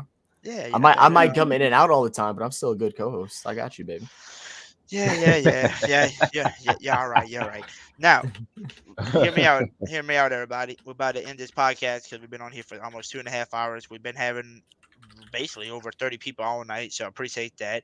Like we already said, hit the like button, subscribe, and also turn your notification bells on. And hopefully to see y'all in a few more days. Cause like I said, work be killing the shit out of me, so I'm hoping to see y'all again soon. And hopefully we'll hear some good news soon. Maybe a new defensive coordinator, like a good one. Maybe they release Pete Carmichael and Pete Carmichael goes to Sean Payton and the Broncos. I don't know what the hell's gonna happen, but maybe we'll see some good news coming. But with that being said, I appreciate everybody coming on, and if y'all haven't already, make sure y'all go subscribe to Zach's channel as well. It's called Real Fan Sports, where they do videos almost every damn day. They post, I think. Look, we're about back to regular posted content. We're gonna be posting 3 videos a week, sports all around the world, but we do have some football videos coming out right after the Super Bowl ends. So stay tuned for those. Those are gonna be a lot of fun. We're also about to start doing some other just fun live streams with members and things like that, where we're going to play some like Uno and Among Us and Fall Guys, some other just like nerdy crap, just have some fun and, chill with the community. But make sure y'all are over at the stream for Super Bowl Sunday. We're going to have a lot of fun on Super Bowl Sunday. I'll be there. Yes, sir. Yes, ma'am, Miss Barbara. We're going to have to get you in too. You're going to have to come and talk with us, chop it up with us for a little bit. Real fan sports. I might have to come. out. Hey, look, you just let me know. We'll get you a link. Baby. I just subscribed, Jack. I just subscribed. Appreciate you, brother. Appreciate you, man. Damn, Slim, you just subscribing, man. What the hell? Showing my boy some love, man. What you talking about? Hoodie, I gotta talk to my trash dude a little bit. I didn't know he had a. I didn't know he had a. Oh, you. It's good, been a man. minute. I didn't know you had a channel, but yeah, we good. Now, Hoodie, I need you. Hoodie, you a funny dude, bro. Hoodie, I need. Look, I'm gonna talk my mess with Hoodie. Hoodie, I need you to step your game up too, baby. I ain't gonna lie, your subscribers are looking a little low now. Low now, Hoodie.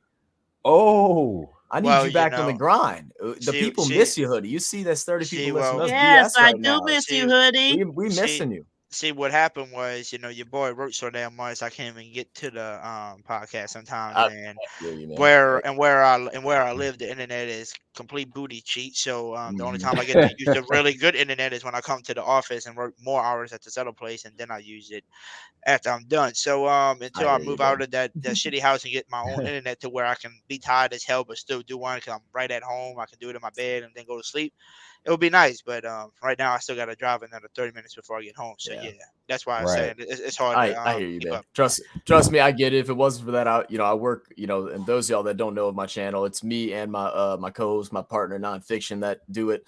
If it wasn't for him, I'd be struggling too, man. He takes up the slack when I'm busy, and vice versa. So I understand, man. Yep, I don't have nobody that helps me. I'm lonely. I'm solo.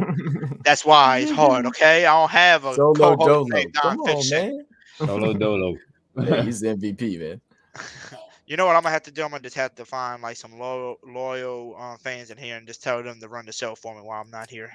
Hey, nothing wrong with that. Get you a surprise host, every once in a while, just to keep the channel active. Ain't nothing wrong with that. Yeah, bring in God of Creation. Lord, bring on GOC. You're gonna have some craziness going on here. I'm losing all my subs. He might get your channel. No, bring in Jared. Yeah, for sure, the OG for sure.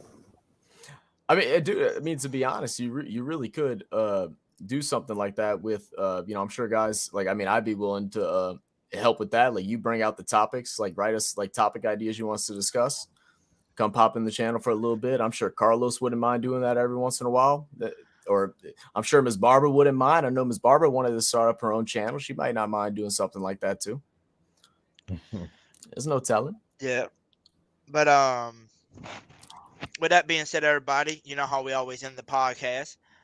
We always tell everybody to have a great night. We'll see you in a few days. And we tell everybody what? Who that? Who that? Who that? You heard her. You heard him.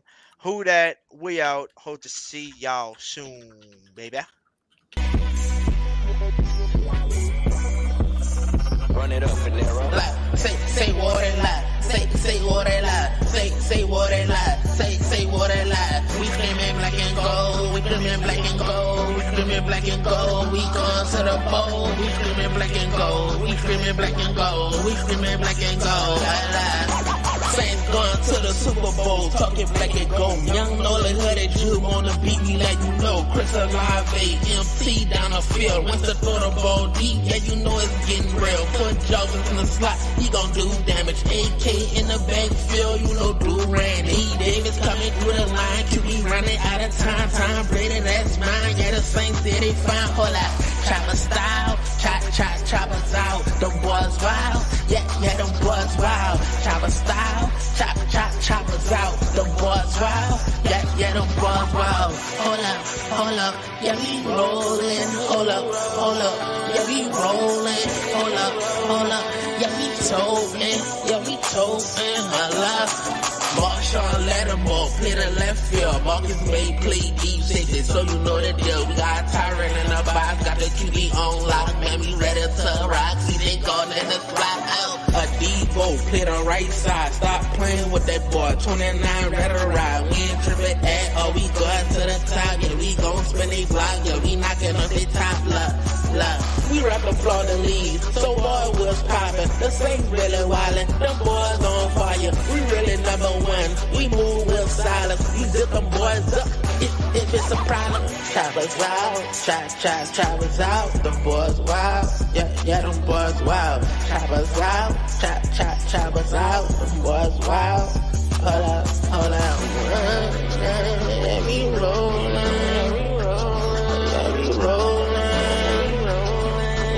Every toe, your life.